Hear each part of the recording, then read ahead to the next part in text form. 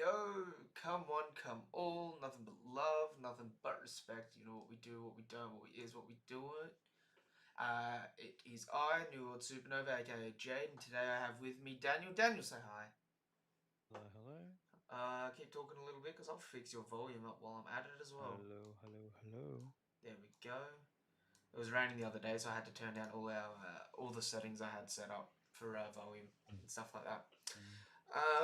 So we have not done a discussion video for a couple of weeks. We've both been a bit too busy to get them done, and I think the last one we did was a fair while ago now, like a month or 2 months ago now, wasn't it?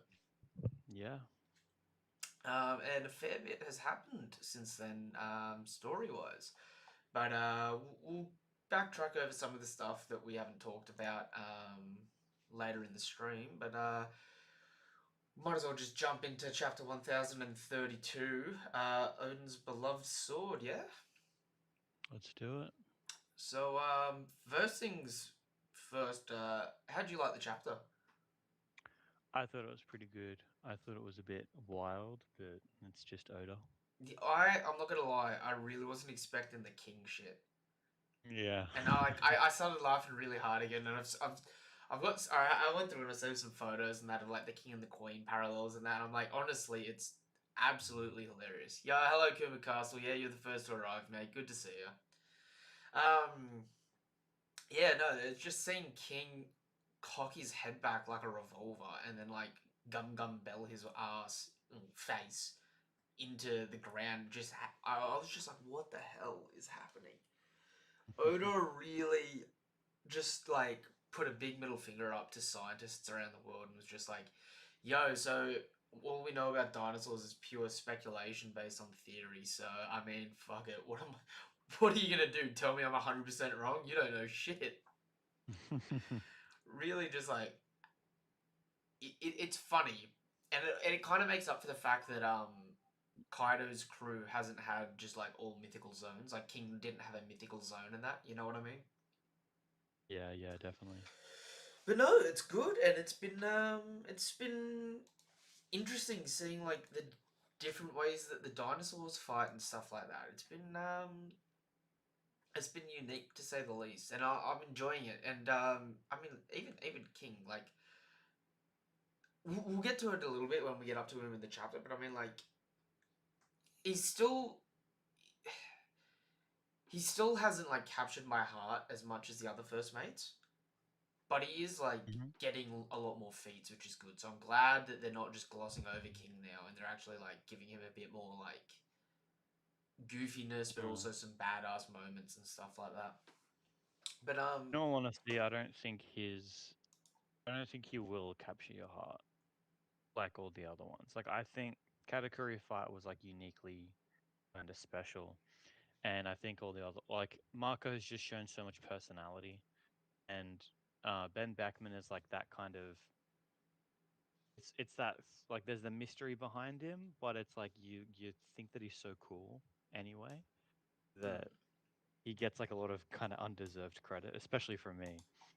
I mean, Um, Ben, Ben I give Ben Beckman tons of credit, but then when I really think about it, he hasn't done anything to earn it. in all honesty, it's hard because Oda hypes him up a bit as well. Yeah, Um, yeah. and I kind of looked at Ben Beckman the other day, and you know that a couple it might have been last chapter, the front cover that came out with all the first mates, Hmm. and put me in my place. Shiryu's the second strongest on the Blackbeard Pirates. I'll cop that on the chin. I've been arguing for a while that maybe we're waiting to see Burgess get a mad power up, but it is what it is. You know what I mean? Hmm.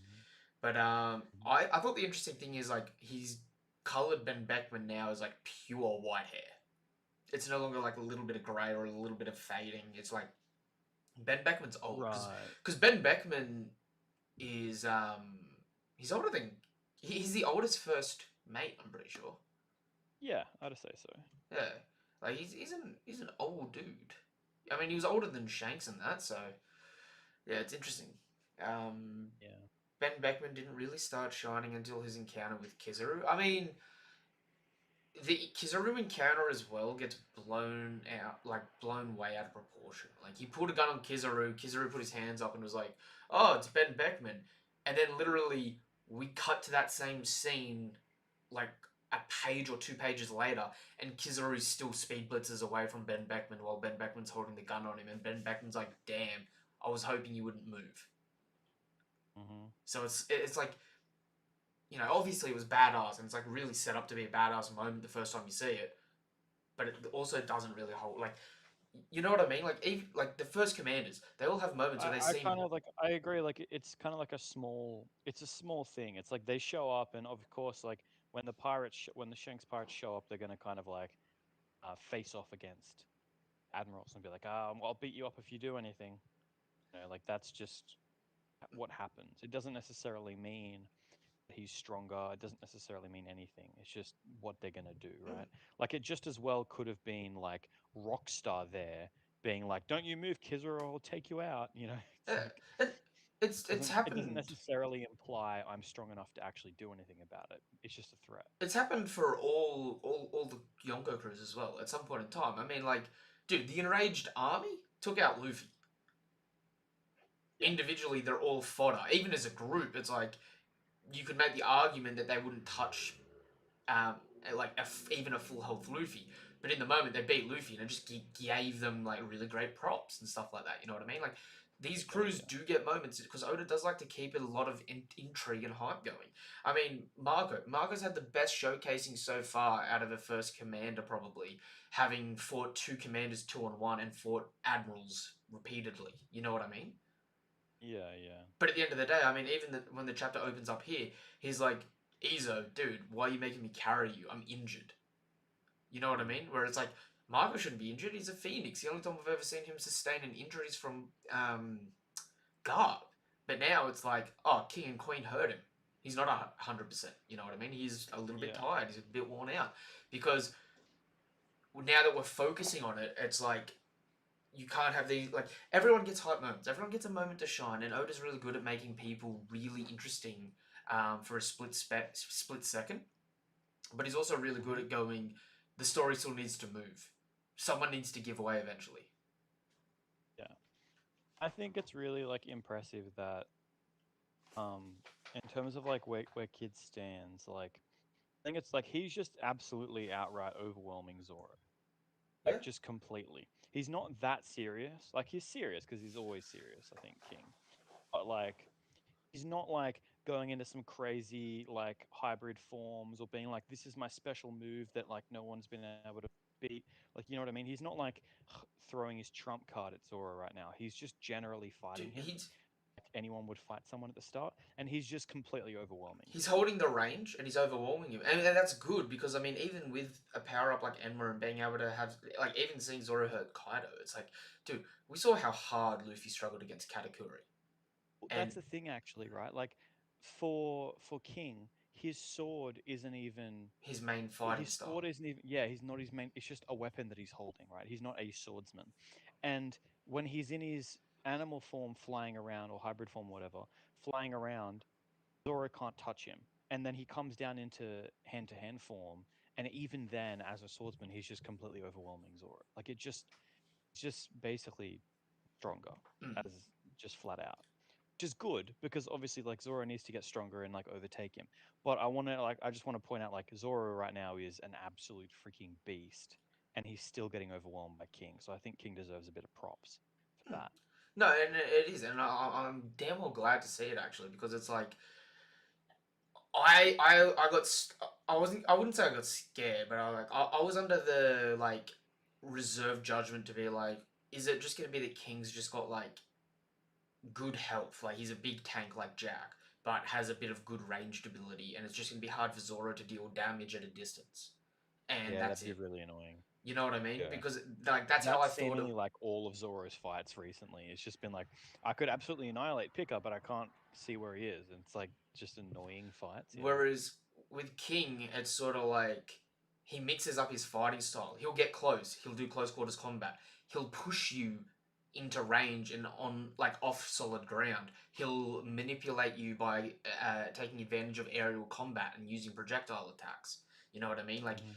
he fights close, medium, and far range in a number of ways, from hand to hand combat to kicks to swordsmanship to headbutting. Hmm. Apparently, so it's like he may not have like a badass power like a phoenix, or being able to see the Hmm. future and spawn hands out of nowhere, or being like equivalated to Shanks in strength, like Ben Beckman's Hmm. been like data books and stuff like that. But it's like, dude, he's being impressive and it's cool. Like he doesn't Just like seem seemingly he has like a strong base of haki, nothing specific, but like a strong base of haki, and he himself is just very like physically strong and fast, and he just like knows how to fight in a bunch of different ways. Just like a general, so far what we've seen from him is he's just like a general really high tier fighter, whereas like Katakuri is like special because of the way that his fruit works and his future sight. But it's like if you put someone who's first division level and their power is, what was Katakuri's Mochi weak to, like fire or something like water. that? It wasn't weak Water. to it. It just stopped being sticky. Yeah, right, okay. Well, it was like, like if someone can counter his power and they're like around his tier, you just kind of like, yeah, I mean, like, they'll probably win. Whereas like King is just like strong. That's it. So it's seeming like he has no particular strong points, but he has no particular weak points either. Mm, definitely. I mean, look, it's good, and I'm glad to see him getting a bit of props in that. We've got a few comments here, so I'll get through some of the comments quickly, and then we'll cut back. So, Marshall Supply says my favorite part of this chapter was Apu trolling CP0. I loved the Apu interaction, Apu and Drake and CP0 interaction. That was probably my favorite part of this chapter. Yeah, that was And really cool. I love how CP0 is just like T2000 Terminators. Yeah, I like, that's honestly what they are. They're just like, do you want me to kill them? That's it. but It's like they're just no, hardcore, but like like no emotions. we'll, we'll get to it in a second, right? But Yeah. I've got to break down some of the like CP0 in this chapter. Literally, almost like they didn't one shot a poo, but like they dropped a poo, and they were about to immediately drop Drake if a poo didn't interfere again, Hmm. which is like impressive. Like they're getting a good showcasing, which is good. And I mean, considering, and I've just reread Zoe, considering they fought the Blackbeard pirates, says to me that it's like they really do seem to be like that Yonko commander range. Whether they're the top 3 level, that's a whole different story. But like they're definitely easily in that Toporopo range. You know what I mean? Hmm. Which is good. Apu is a cunning troll incarnate, and I love to talk about his character. Ben Beckman didn't really start shining until his encounter with Kizaru. Apu's so chaotic and random, but he always trolls everyone around him. I mean, dude, I I honestly didn't really give a shit about Apu. Like, he was probably one of my least liked Supernova pre-time skip. Wano has really... Oda has done a really good job from Whole Cake and Wano making me care about Capone and Apu. Like, making them interesting characters to me and making me... Like, even if I don't... Like, when I say I like them, like, I don't like them. They're bad guys in the show and they can be annoying. Yeah. But I like them because it's like he made me go, okay, I kind of want to see a bit more from them from time to time. I want show me what they're Yeah. doing. See, me, when there's a character that's unlikable, I just don't want him to be on the screen. Like I'm just like, Hmm. nah, screw you, go away. And so, to me, I've always just kind of hated Apu just because he was just annoying, and I was like, get off the screen. I don't want to see you. But in these last two chapters, kind of going along with what you were saying, I have found him a lot more kind of redeemed, but not in the sense that he's like a good guy now, but in the sense that like I kind of understand him now. Like Mm. he's just another pirate, and he's just doing pirate shit. Like, Like honestly, he's kind of if Usopp was strong in a weird way. You know yeah, what I mean? He'll like say he's whatever not he need. necessarily like a little snake, and he's like, because that's kind of what I thought of him as like he's just like a little snake, just constantly trying to backstab people and cause shit. Like he doesn't really have any good like thoughts. Whereas like this way, not really. He's just kind of smart Dude, the he way just that he wants to goes do. about He things. just wants to do his shit and just like Yeah, he wants to drink. He wants the to fact that party, he but he was also just wants to come out on top. Yeah, the fact that he was willing to like backstab either Kaido or Luffy, whoever won, to try to like take the crown or whatever, is actually like pretty redeeming in my eyes because it's Mm. like he's actually somewhat He ambitious. he didn't do Whereas the before, I just kind Hawkins of thought of him as like he's just gonna stab people in the back, and then he just doesn't really care because about anything else. I He just I wants to be a douche. I really love Hawkins, right? But Hawkins also fell into the trap of being a bit of a bitch. Like he when he got subjugated by the Beast Pirates, he was like, I'm now ride or die for the Beast Pirates. Yeah, boy. Cards are saying Yeah, they're winning yeah. all day, every day. Yeah, get on that grind. You know what I mean? Like he was Mhm. a ride or die. From the beginning of the arc, going hard against Luffy and Zoro, then going hard against Law, then finding out about Drake being a snitch, coming in hard against Drake. Against Killer. You know what I mean? Like Mhm. Hawkins was really like ride or die, which kind of upset me a bit because I was like, I really like his character and his powers are really cool, but like all the Supernova were pitched to us as wanting to be Pirate King eventually. Yeah, And it's exactly. like he seemed like the only one so far that has a bit like genuinely abandoned that drive because he's just like, nah, it's kind of too hard. I'm just better off trying to stay alive for the day to day. Whereas Apu here Yeah. is like, yeah, I was happy to like serve under Kaido for a bit, but like that wasn't my, that wasn't the be all end all for me. It's like I was just gonna do it, party for a bit, Mm. and then if something better comes along, I'm gonna take the better opportunity. Yeah, I was gonna say, and to be fair, he had like a pretty good gig going with Kaido. Like that's I mean, he had like probably the funnest position in all of Kaido's crew. arguably as Just be the well, party guy. he's probably like stronger than most of the Toby Ropo. He seems it, hey. Like he seems like when him and Kaido met, he just sort of was like, yeah, whatever, I'll join. Like, I don't give a shit. I got nothing going on this week, and I'll be an informant. Doesn't really matter. And then like Kaido's like, I don't have an opening for the Toby Ropo, so I'll just make you an informant for the moment. Give you the numbers to be in charge of since they like music and that. And he's like, yeah, sweet. It's a gig. It's a gig. I'll take my I'll take my pay to go. You know what I mean? But it's like as soon as it starts going south, he's just sort of like I like how he's just like, yeah, well, I'll switch up on you. Like he's a snake, but he's not like he's a snake, and I wouldn't trust him. But it doesn't mean he's necessarily untrustworthy and not like an opportunist. Like where Hawkins was a slave to the tarot readings, Apu is a slave to just trying to do what's best for himself. You know what I mean? Yeah, He doesn't know yeah. if it's the right option or not, but he's willing to just give it a go. Like, willing to drop what he's doing to team up with Drake. That falls through. He's willing to drop what he's doing to team up with Yamato, which is good. And I mean, like, it's hard, right? Because the alternatives are, and like, I feel like Hawkins fell into this arc where Hawkins like if you look at the supernova, Oda didn't plan to have a supernova in the story long term. He planned to have Kid, and that's it. Law sort of snowballed into being the great character that he is. So anything we get from the rest of the supernova, you sort of just got to be grateful to get anything with. You know what I mean? The Yeah, yeah. fact that Oda like took Capone, made him a family man, and made that interesting is great. The fact that he took Hawkins and showed out his powers and abilities, showed that he was cunning like Law and a good manipulator and a good like he was like the Shikamaru of One Piece. You know what I mean? Hmm. And like the fact that even now with Apu and Drake is like honestly, by the end of this arc, if Apu and Drake are dead, I'll be a little upset because I want to see I want to see them. But if that's how their story ended, it's like, dude, at least we got to see them, and at least like they got to do some stuff. You know what I mean? And at least they've Yeah, gotten yeah. to like have some good showcasing. Like people forget for a second, Apu knocked out Luffy clean at one point. Like True. it's good. It's good. Like even if it's just for a split second, just getting to be in these little pockets of time where we get to see these characters actually doing that stuff. Definitely is interesting. You know what I mean? Yeah. But okay, we've got a few more comments here. Shiryu is by far the least popular of the Yonko commanders. I mean, it's because we haven't seen anything of him so far. And in all honesty, he sort of seems like for a One Piece character, he's sort of one dimensional in the sense that like he's swordsman, he like cutting. He just want to cut. Yeah.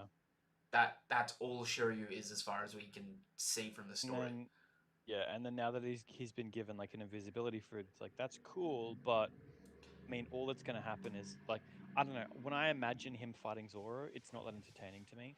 It's just Zoro being like, I can't see him, and then getting cut from all these different And spots, and then we've eventually Zoro learns perception haki properly, and then can see him, and then already had that's that with Sanji half the series ago, so it's sort of like we already know how to counter it. So it's not like a yeah. oh, how is this going to be possible? You know what I mean? It's just sort of like okay, here we go again. Mm. Um, it's in his nature at this point. Music and beats can change in a heartbeat, but yeah, Blackbeard in general is currently working on the sidelines, and Shiryu's only current feat post time skip is that he cut Gecko Moria. And I mean, by all means, cutting Gecko Moria is a massive feat, but he used the invisibility, cut Moria off guard, and then Moria was surrounded by 3 commanders. You know what I mean? Like, Mm.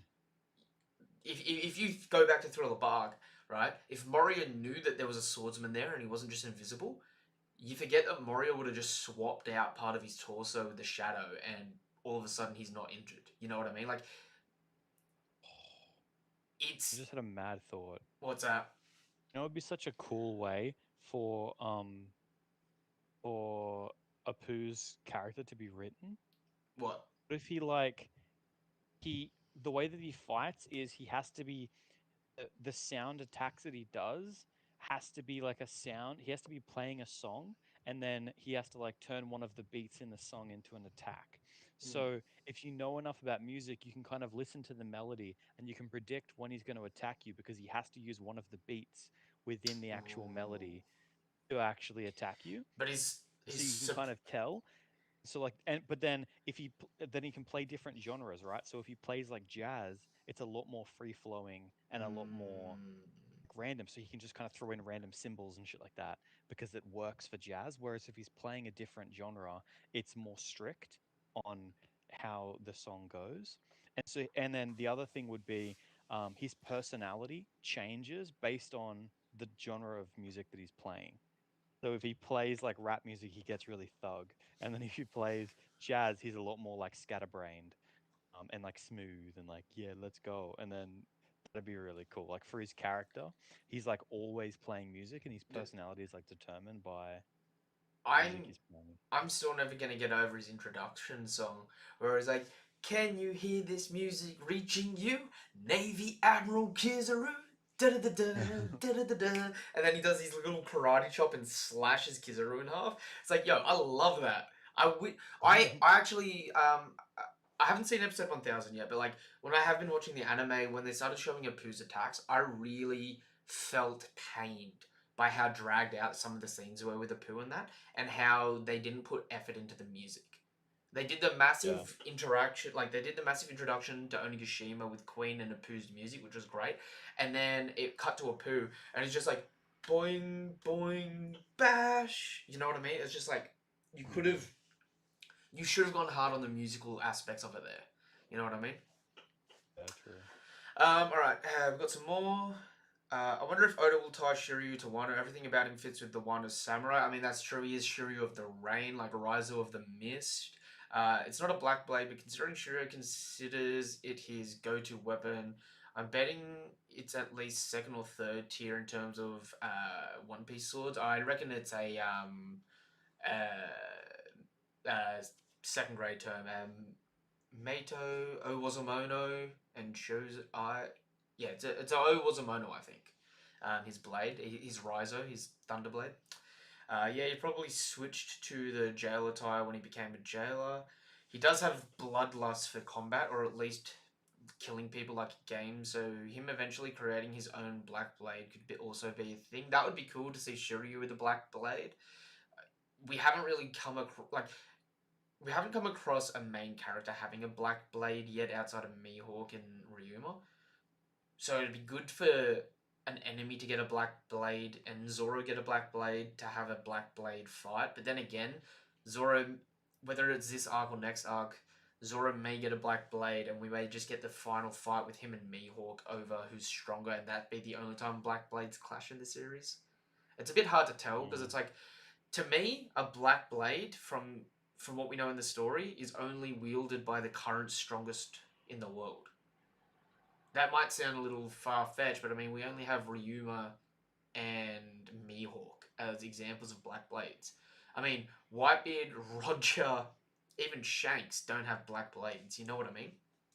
So it's Yeah, like true. the only thing we have in common is the world's greatest swordsman Mihawk and the god of the sword Ryuma. So it's like, I feel like to have a black blade is to, it's almost like a badge to say I'm the number one. Yeah, right. And considering You Shiryu, don't think Zoro will get one until he's oh, world's strongest? I think he will when he's a contender. But like, I think I don't think there can be more than one black blade at a time for too long. Like, if there's two black blades in the world, they're gonna clash very soon, and one's going down. You know what I mean? I just think it's like, I mean, if it was a thing, it would have been sprinkled throughout the story a bit more. You know what I mean? Like, who knows? Maybe the Goroseis have got Black Blade or whatever. You know what I mean? But it's like, so far, the only people we know in the story that have it, or the only person we know in the story that has it that's alive is Mihawk. So it's like, okay, Zoro gets a Black Blade and then fights Mihawk immediately after over the world's greatest swordsman title. True. You know what I mean? But as right now, Shiryu is having both decent swordsmanship and the clear fruit. I'd put him at least second commander level.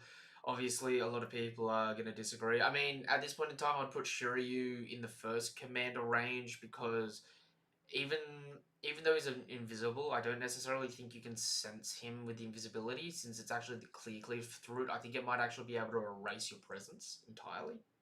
You know what I mean? Hmm. That being said, high tier Haki could probably see it. Like Future Sight, if you saw where you're getting attacked from, you would know where he is anyway, so you could still counter it. In Yeah, terms of yeah. swordsmanship, I mean, he's Magellan level as a swordsman when Magellan has a broken ass devil fruit. You know what I'm saying? So it's like Yeah, Like Magellan's already beating all the third division commanders, isn't he? definitely. So it's like if Magellan is already second commander level, then it's sort of like Shiryu was second commander level pre time skip, and then got a devil fruit, which would automatically make him at least first commander, wouldn't it? Like he may be the weakest, but like he may be more cunning. But that to me is just like if you're semi strong, or like if you're in a tier and you get a power up, you go up a tier, don't you? Like really, that's what it's Yeah. like.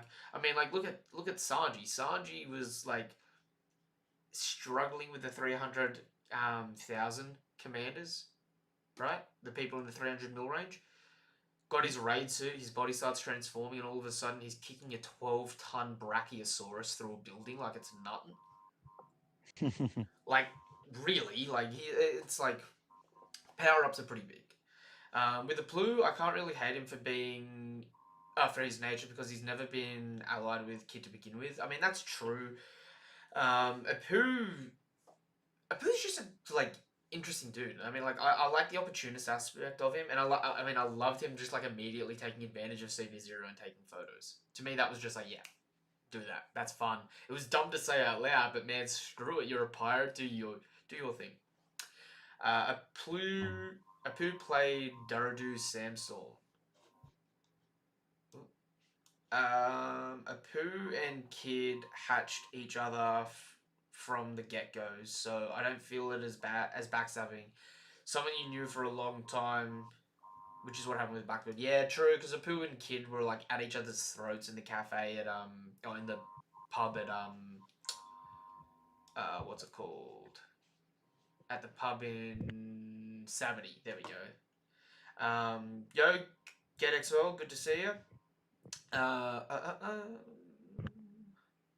To be honest, I want to see Apu's strongest attack when he does the base drop. I mean, that would be sick. Seeing Apu do base drops would be pretty cool, wouldn't it? Yeah, that'd be cool. I would also love to see That's what I him. mean. Like if his sort of like played a song while he was fighting, he could like lead up to like a big crescendo, and then it's like a big final move. There could be so many cool ways for him to do his battles. I'm pretty excited for it. I'm hoping Oda like really puts some effort in his fighting. I Because mean, like I mean, another thing that I kind of wasn't as interested about Apu for is his like sound explosions was very similar to Caesar's yeah, air explosions to yeah. me. And so like it just kind of feels like I'm just watching another Caesar. And then like Caesar just got like wrecked. You know what I mean? Like he was strong for a little bit because you didn't know his power, and then Luffy just goes, oh, "Okay, I'm just gonna beat you now." So So, what I yeah. would love to see is a Pooh get more tricky with his fighting. So we know he's got to make eye contact with the direction that he's fighting, and that the person's got to hear the sound, right? I would love Mhm. for him to like use mirrors or something to redirect attacks. You know what Yeah. I mean? Right. So it's like Yeah. say he gets someone cornered and he can see a mirror. He does an attack. The person like blocks their ears and they think they're safe. They go to do an attack. The sound bounces off the mirror and he hits them in the back or something like that. You know what I mean? Hmm. To me, it's just like getting more unique and dynamic with that sort of combat would be interesting. Yeah. Um, People mostly disapprove because of his wacky design, but he does have strong combat prowess. I mean, I hated Apu's design, but I've come to love it for what it is. I think Oda loves Apu. Oda's known for having his quirks, and he just loves drawing Apu messing around. I mean, I just want to bring back Apu playing his piano teeth, man. Uh, Yeah. I just love him playing his piano teeth. He blocked Hybrid Drake and Zoro for a brief time. That's pretty impressive. I mean, true. I mean, he's got his Tonfa as well. Like, that's not really something that we've ever had in One Piece, really. Someone that fights with Tonfa. And, like, No, I think the closest we've had is what Gin Gin or in Smoker. Gartier. Yeah. Yeah. And it's like, Smoker's kind of a comfort. everyone else is like a slasher, right? So like I would love to. And I know it might be a bit like hard for Oda, but like I'd love to see like a Pooh when he's forced into close quarters combat like that, going for joints. You know what I mean? Like if he can't play his music to damage someone, he uses his tonfa to try and like take out someone's knees or elbow or wrist or something. Like Hmm. just because he knows he's at a disadvantage in that situation. Yeah. Drake's unique Dino ability thoughts. Honestly, does Drake even have a unique Dino ability? Oh, Because you mean like one of those really wacky ones? yeah, because so far the only people that have had it are King, Queen, and Sasaki. Hmm. Um, Black Maria manipulated her fruit, so that's not part of her fruit's ability. Who's Who didn't really do anything fruit wise because he was more like a CP0 member, if anything, anyway. So it's sort of Yeah. like it is what it is. Page One and Oldie were just like sort of tanks, and they were just you know sharp and deadly. They didn't really have anything unique going for them. And I mean Jack. I want to say Jack was just a jabber. You know what I mean? Like he just stood there and took damage, and that's it. Jack didn't really have much on-screen combat. No, no. I mean, I mean, I think it'd be kind of cool if he just like hopped up on his tail and then like had his hands, like human hands, and he had his oh weapons in either hand. He was just jumping around on no, his tail, whacking people. no. Do you know what would have been hilarious? So you know how his hybrid form, he was like a centaur. Yeah, yeah. If he could cock back his torso to the back end of the centaur and do like the Frankie front centaur. Oh yeah, right. And so it's like he can cock himself back, people get stunned, and he just launches forward with a punch or a slash. That actually would be hilarious. I'd actually fucking rock with that. That'd be funny. Could you imagine that? You're fighting him and he's just like towering over you, like you're defending. All of a sudden his whole torso just drops back and you're like, what the? Just launches forward like a rocket. He comes swinging his trunk at you. Which also, dude, I was so gutted we never got to see Three Sword style Jack. Like, as if he didn't use his trunk to hold a sword. Mm. I was like, It would have been the only time in the series that we would have seen a Suntory style user other than Zoro. And I was so like I remember back when Zoe was first airing. I was like, I cannot wait to see Zoro fight that guy because Zoro showed interest in wanting to fight him. You know what I mean? Yeah. I think it'd be funny if someone suggested to Jack, why don't you put a sword in your trunk? And he's like, why would I do that? That's stupid. Hmm. Or it's just like, I love oh the no, that idea would smell that bad. like every swordsman in the world would look at Zoro and be like, that's such a dumb idea, and then he just annihilates them. Yeah, no, I love that. Ulti can stretch her neck and use her head like a wrecking ball. True, but that's the Pachycephalosaurus's ability. Like a Pachycephalosaurus headbutts things. So that's just sort of like her hybrid, like using her human neck to launch it. I don't think that was really a special ability. Um, with a head that big, he could arguably do better than King's stretching head. True, that would be funny. She can swing her head in circles and do incredible aerial damage. Ult is just using her head like a gavel. Just running around like a rubber neck, just headbutting things left and right. I like how all the dinos must now have stretching necks. That's nice, actually. So okay, let's get into the chapter a bit. So first off, we pick up with Marco and Izo, right? Yeah. Marco states that he's injured, but more importantly, like it I seems. thought was really impressive. Hmm. Here's the thing: everyone thought like, oh, he's 1v2ing and it's so easy and he's clean. Really, he got 1v2'd. It took a long time. In fairness for Marco, it took a long time, but they kicked him into the ground, and then once he got back up after that, everyone was kind of like, oh, he must have been fine. He must have just been memeing. But I mean, he's injured, right? Hmm. So when they like smashed him into that wall or whatever it was, and he's like sitting on the ground looking all beat up, he obviously was And I injured mean, then. to be fair, King and Queen are injured too, but 2-on-1 Yeah, when two people are within less than 100 mil of you is freaking impressive. yeah. But I mean, it seems to me that he would have lost that fight eventually.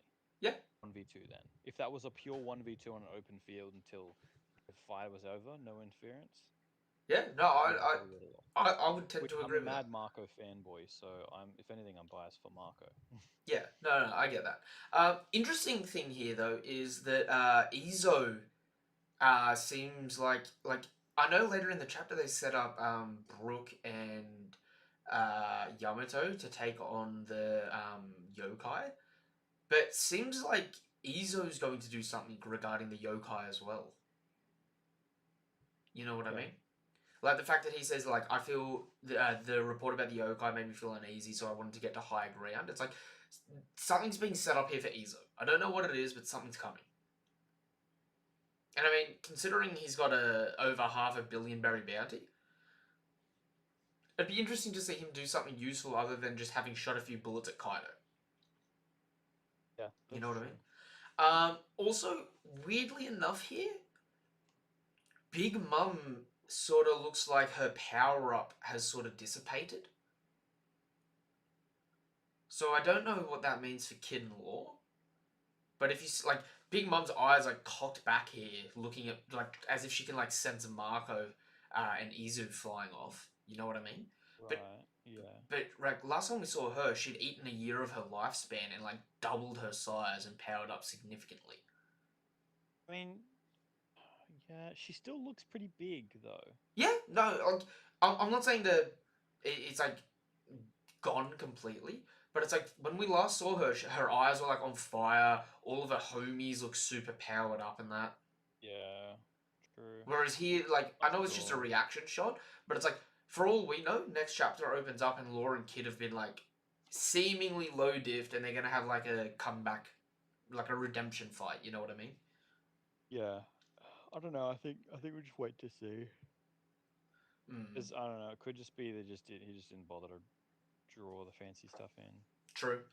True. I also like how the Beast Pirates are now trying to use the infantry and like the cannons to try and blow up the live floor because everyone's trapped on the live floor because of the fire. So it's Yeah, like yeah. it really is a the beast pirates are either going to have to kill all the allies and get in there, or they're all going to die from being burnt alive in the next like 10 Yeah. minutes. It's actually pretty insane when you think about it because like we've all just been like as readers focusing on like who the big players are and what the battles are doing, but we're not really like paying attention to like the overall war that's happening. Mm-hmm. And when you think about it, this has just been like a constant fest of like ultra powerful things going on. Like it's been pretty crazy. This whole battle, like to be just like a normal soldier, it's been like chemical weapons wiping out everyone. We're all gonna die. Oh no, we're saved. Or the whole place is on fire. We all need to run or burn alive. And then, oh, they're blocking the way. Like right now, these people are desperately trying to blow their way through soldiers, people, Through who our they good can. guys as well, at that, They like our don't samurai. die. Yeah, so they don't die. Like that's scary as hell. Um, we're looking at that just like, oh yeah, cool. The scrubs are doing Yeah, shit. it's like, oh yeah, Like, gloss past that. we're Don't not really care focusing about on it. that. But it's like, dude, Yeah. there was There thirty is thousand. so much No, chaos going on. there was what? Last time we did the numbers count, it was like 15,000 versus 5,000, or 10,000 versus 5,000. Yeah. So it's like, dude, there's still like 10,000 people on the verge of being burnt alive here. Hmm. It's like they're screaming and desperately trying to take out 5,000 to get into a safe zone. That's not going to be safe for too much longer if the fire keeps up. Yeah. Literally. It's pretty wild. Also, okay, so we cut over to the Yamato, Drake, and Apu scene. And we have Fuga, who a lot of people were speculating was that Shimotsuki that had been experimented on. Um, you'd heard about that theory, right? Wait, what? Sorry. So, had you seen the theory that the numbers that were with Apu in that cave a couple chapters back were actually the three samurai that were in the cave with Yamato that had been experimented on and turned into numbers because they match up in terms of some of their designs. Yeah.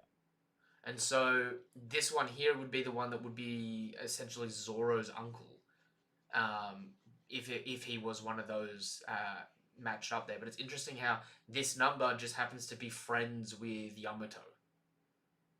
You know what I mean? Okay. That's true. Um, Honestly, I don't think it's the case, but it's interesting how Oda is trying to sort of bait that thought process along a bit. Yeah. Like he hasn't just like seen the theories and then immediately shut it down or anything like that. Um, Also, interestingly enough, this is the only one of the numbers that's a centaur. Yeah. Which Which is a bit weird. does that mean that the 1, 2, and 3 were people that were gigantified and then potentially uh, given zones or smile fruits? I don't know if it would be a smile because it's not like weird enough. But it is There's like no like torso head down on is his the torso. horse, you know what I mean?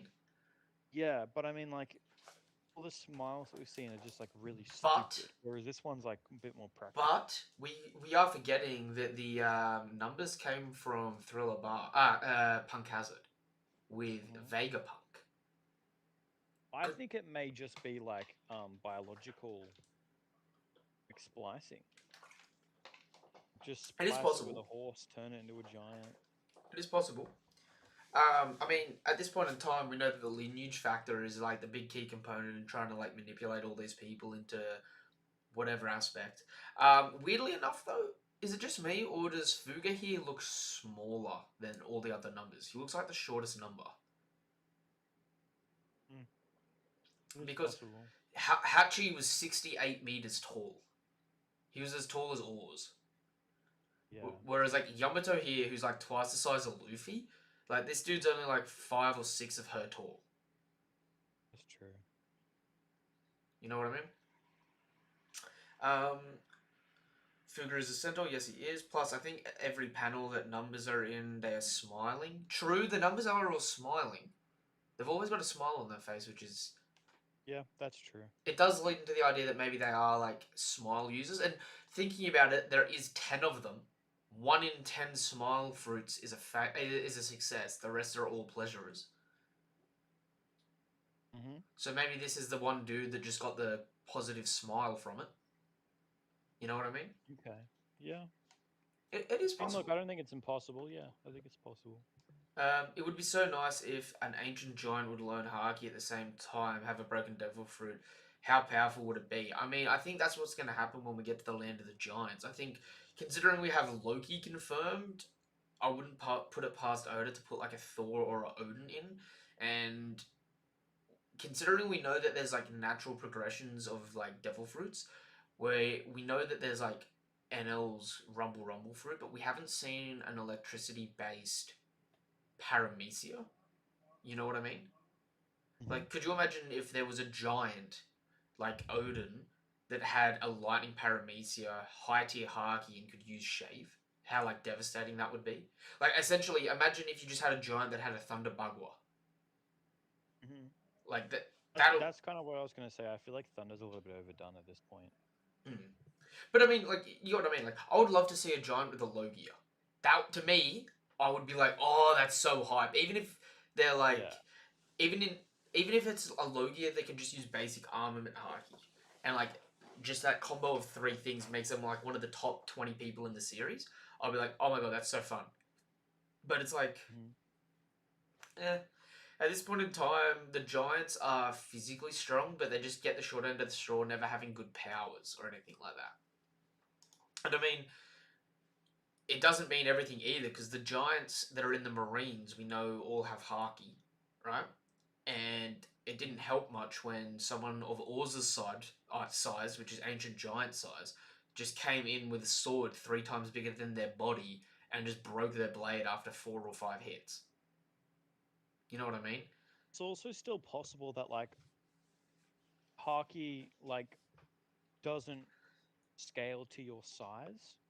So if you want to Haki up a giant hand, you need to have like a giant amount of Haki. Possibly. So like being smaller gives you a benefit in the sense of like arm and Haki because you have to Haki up less total mass. We haven't really had it explored that much, right? The only really giant people we've seen using Haki, well, not giant, but like big, have been like Kaido Big and Mum. Big Mom, and they're Which, Yonko. So yeah. it's like, yeah, you don't really know how much Haki they really have. They No, could have a I, ridiculous amount. I actually really you got a really good point with that. Because it And would. it would give Luffy like a reason why he can be so strong despite being small. Mm, Because that's the thing. People have always said to Luffy like, "Oh, you're not strong enough. You're a rookie or whatever." No one's ever said like, "You're too small. You can't beat me. I'm too big. Like, yeah. I'm bigger than you." Although it's thrown into all the imagery. Like, all of Luffy's major opponents tower over him in some aspect. Yeah, yeah. But none of them have like said that. None of them have like kicked him in the head and been like, "Haha, you're too little." Do you Whereas know? they have like beat him with Haki and been like, "You're not strong enough yet." Do you know what I'd actually love, which would be really fun? Like, I just find it would be really funny. Mm. Since CP0 are most likely orphans and stuff like that, and we know in the past that Mother Carmel has like sold off orphans. Mhm. Could you imagine if we get to the lineup of all the CP0 members and they're all like all the strong ones are wearing their masks and that, and there's just a giant in the background with like a big face mask. Could you imagine a giant like an actual giant that just has shaven finger pistol? I feel like he's pretending to be really covert, like no one can see him, Yeah, but he's he's as trying to sneak. yeah, but he's as big as a building. That'd Every time he be takes a step, it like shakes the whole yeah. island.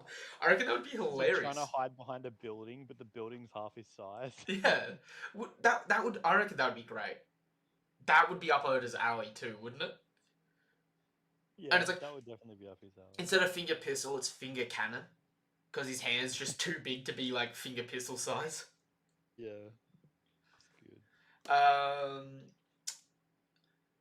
what if Usopp? Oh, okay, we got to. Here we go. Haven't seen how many of these we've gone through. Imagine if Hydrogen got the Mera no Me. I mean, I would have. That would have been cool to see a giant with a fire Logia. I'm not gonna lie, it'd be pretty cool. Loki and Usopp would go through a liars war.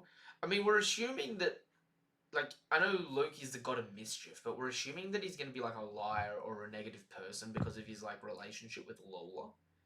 Um, for all we know, Oda's gonna do like a double pun on it, and he's gonna be more like a Susanoo. You know what I mean? because of the long nose sort of thing.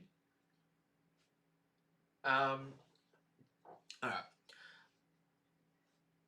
Because Loki, I know, would be a mischief maker. What if Usopp got a power up in Elbaf by getting Mjolnir?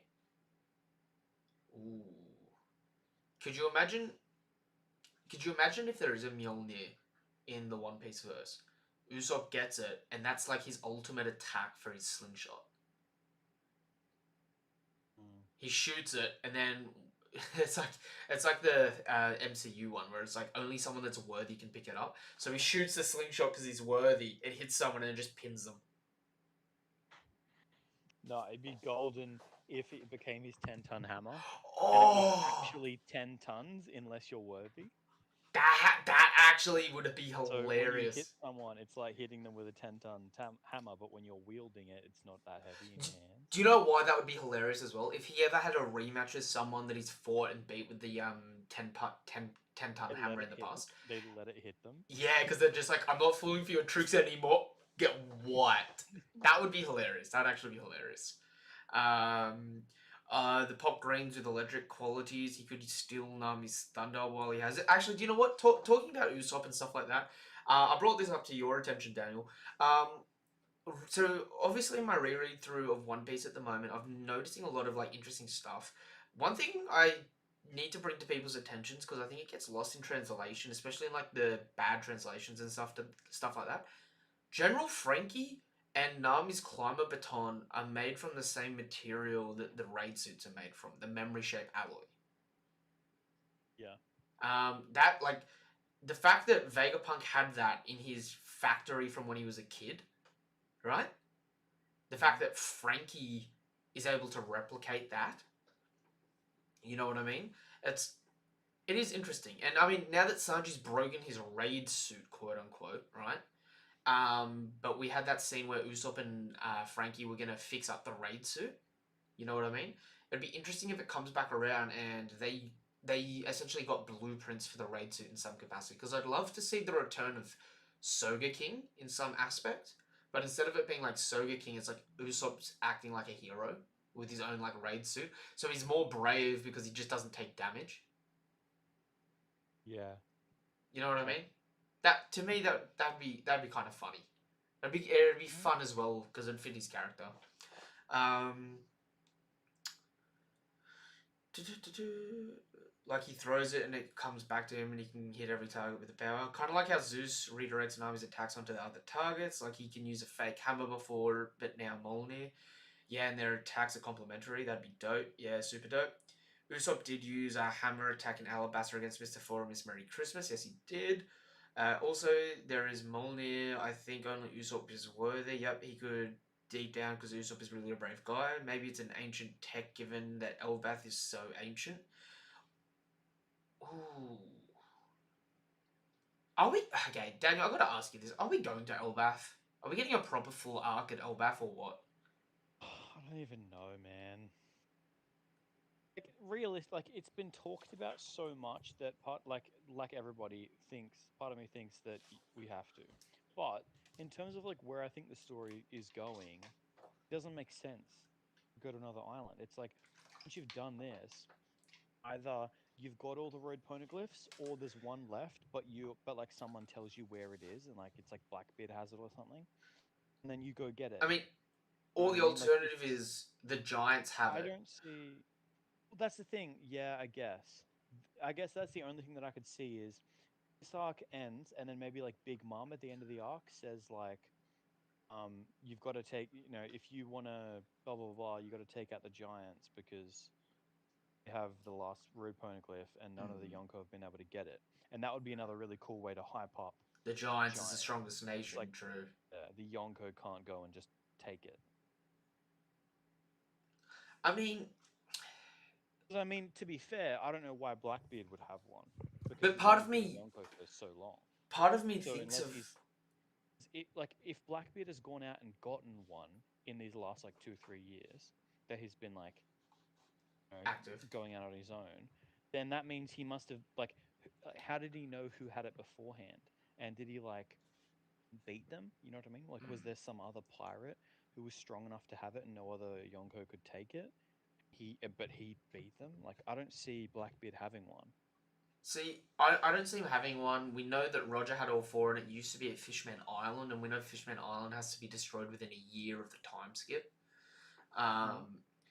But like, part of me also looks at Elbath and is like, if we do go to Elbath, I think it's just going to be a party arc. Like, I would love to have a conflict, and I'd love for it to be interesting, but it's like, we've made friends with every single giant we've met in the story. I think it'd be pretty interesting if the Straw Hats went there because they knew they had the road poneglyph, and they knew that the giants usually protect it and don't let anyone see it. He goes there being like, man, all right, well we're gonna have to get it one way or another. So if we have to fight for it, we will. And they go there and they're just like, oh yeah, you beat Big Mom, you met Dorian Broggy, we love you. Here, have the red poneglyph. Yeah, true. I mean, Hajruden's there just like, hey guys, I got you a gift. You Oh, want this poneglyph? Our whole maybe like culture's had Dorian it. Broggy have finished their fight and gone back to the island, so like they Mm, meet them there. that'd be funny. But like, you get what I mean. Like, I'd love to go to Elbath and I'd love to have that story play out. But it's like, dude, we 2 years ago we were told there were 5 years left in the story. Wano's if Wano's not coming to an end soon, Wano's feeling like it's like the last or second last arc of the whole story. You know what I mean? Like, depending on how it drags out. Um, and obviously, I know there's more to the story than just Wano, but like, we're getting closer and closer to it. The fact that there's a One Piece movie that's announced, film Red, which is going to seemingly involve Shanks, is like says to me that Oda's not necessarily including all the information in the story anymore. He's just focusing on the big beat and the stuff that he wants paid off. You know what I Mm-hmm. mean? He's done building up the world much more, if that makes sense. Like Yeah. he just wants to wrap up the Yonko saga with this arc, which he's made already ridiculous, but he's gonna make it a bit more ridiculously entertaining. You know what I mean? And then maybe have a wind down arc before the final arc of the story, or even. And I'd kind of hate for it to happen, but for all we know, there's going to be a montage after this of like traveling to a few different islands. You know what I mean? Mm. Just something to make it feel like the journey's going a bit longer than it really is. I Because kind of I kind of feel like once this arc is over, it's gonna be like they get information where it's like you've got one more step essentially. Like this is where the final road poneglyph is. I Do could this, and then you can be Pirate King. I could even see it going the opposite direction as well, where it's like it's the last step, and the last step is we know where the last road poneglyph is, but all right, Sabo's captured. We've got to go help him. It leads into the final arc of the story where we beat the world government and all the big bads and that, and then we get to One Piece after. Like I know like the entire story is set up for us to find One Piece and then there be this big bad war, but like for all we know, we go start this big bad war during the Big Bad War, even go to One Piece, find out the Void Century history stuff, and then take down him or the Big Bad at the end. You know what I mean? Because like Yeah. Oda's general writing structure is like 3/4 of the way through the story beats is when the flashback comes in, where you find the crucial information out, right? Yeah. For the final arc and for him and all that, that's sort of like what the Void Century stuff is. You know what I mean? So are we getting all that information prior to the conflict, or are we getting all that sort of information during the conflict, Uh, or do we? Or do we know some of it, but then some of it gets off-screened until the conflict, and then we get sort of like a Robin narrating stuff? You know what I mean? Like, yeah. Yeah. and Yeah. I'm glad it's not up to me to have to make these decisions because, like, Oda's got envisionment and he always surpasses and subverts our expectations. But it's like the end is nigh, stuff is drawing nearer, and it's like decisions need to be made in certain directions. What are the directions? Because like we're starting to look like we're getting a bit of tunnel vision. Mm-hmm. You know what I mean?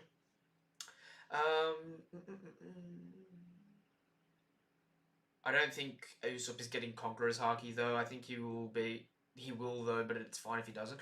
I mean, in all honesty, right? Like even among the Straw Hats don't necessarily need any more Haki users. But you could always cut to like a decade later and find out that some of them have got Haki. You know what I mean? Like, Yeah. when the Rocks Pirates were a thing, the Yonko weren't as strong as they are now. You know what I'm saying? So it's like, people can grow past what you see of them in the story. Just because their narrative relevance, like, their narrative peak isn't necessarily their physical peak. You know what I'm saying?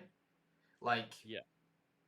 I mean, look at Ben Beckman. Ben Beckman looks like he was in his peak when we were in Fuchsia Village, and maybe even a bit pre-time skip. But now he's sort of going grey. Shanks doesn't necessarily look like he's taking center stage. Like, anything to do with Shanks, I'm like always wary he's going to get off screen. So I'm sort of like, okay, you know what I mean?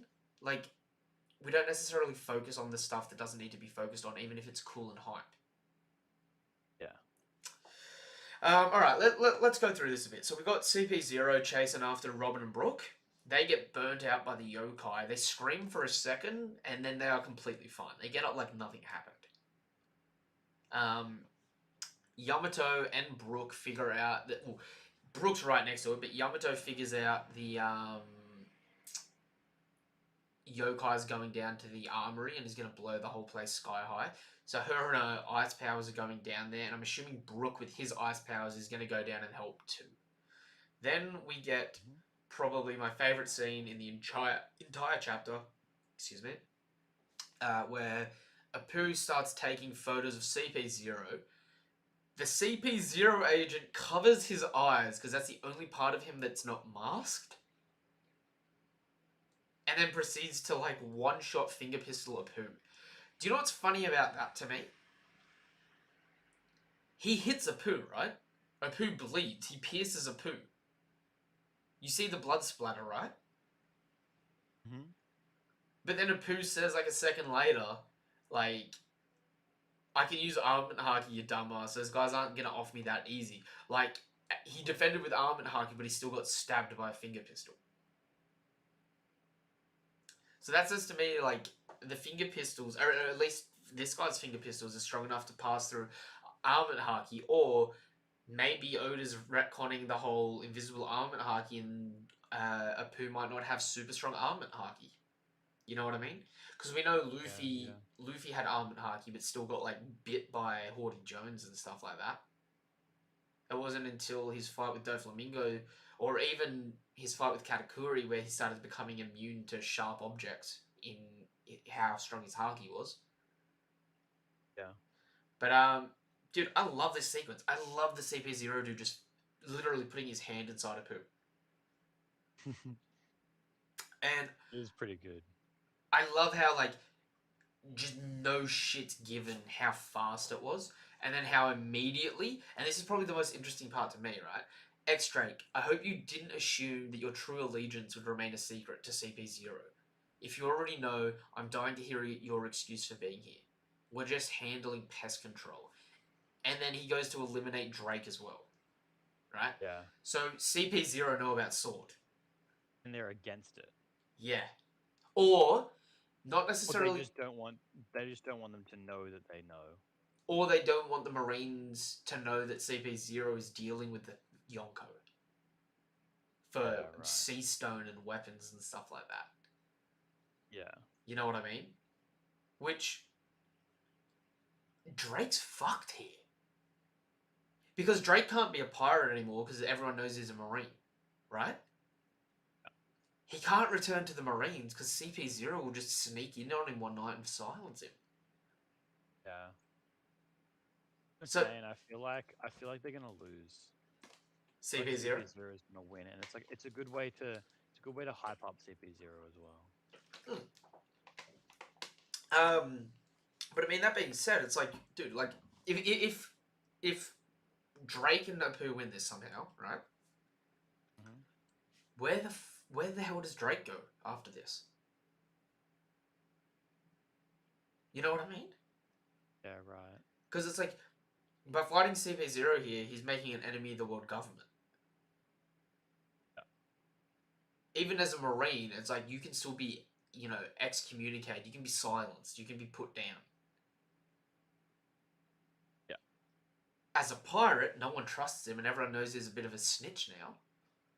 So it's like, is Drake the dude with the 1% chance of survival for the day? mean, yeah, like I don't. That's the thing is that I don't necessarily see where their characters are going to go. Mm. And so because of that, I just feel like they're just not going to get out of this situation. I think this is a good way to hype CP0 to make it seem like they're really strong, and then I think Drake and that are just their character sort of journey is over. Which honestly isn't necessarily a bad thing because I mean we got to see more of them than we had before. They were interesting. They had different story beats at least. You know what I mean? Yeah. Like it would be cool to see them go down swinging here, get beaten by CP0, and it would make CP0 actually like well threatening, not just like a looming menace that we can always beat. Because I mean, like low key, the Marines get treated like a joke. Like the vice admirals, people don't take them seriously at all. You know what I mean? True. And it's like, to be fair, some of the vice admirals have had some like really unfortunate showcasings and matchups, but like at the end of the day, that's just because Oda hasn't showed them to be like super dominating much. The only times we've really had it is sort of like Virgo. You know what I mean? Yeah. Have I seen the new opening? No, I haven't seen the new opening. I'll do that when I do my live reaction for episode 1000.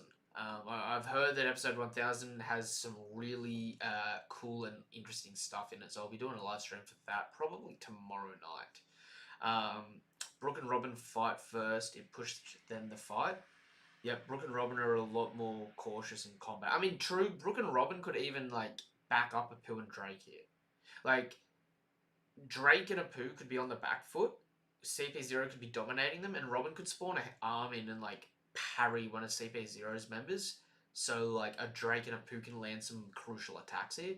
But if that's the case, it's like, dude, if CP0 go down here, like these two at least, it's sort of like, oh, they're useless. Yeah, right. Especially when like there's a bit of controversy around whether or not they're stronger than Rob Lucci. You know what I mean? Yeah. So it's like make them menacing. Sorry, make them threatening. I mean, I agree. we've seen the dude get hit here twice this chapter, right? I want to see him get up, and you know how Drake figured out how Apu's abilities work to dodge Apu's abilities quick? Could you imagine if this dude starts doing paper body and just bends his body out of Apu's attacks? Yeah, that'd be good. That'd be cool. Coming through like Katakuri essentially, just weaving Apu's explosions. Hmm. I reckon that'd be cool. There's good potential here for it to be good. You know what I mean? What if CP0's what if the CP0's edge is that they aren't bound by users of Haki? That's why they can penetrate.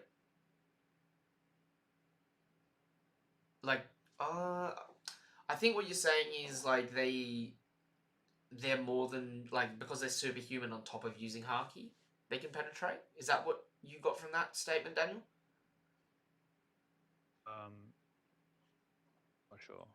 What if the CP0's edge is that they aren't bound by the users of Haki? That's why they can penetrate. Uses.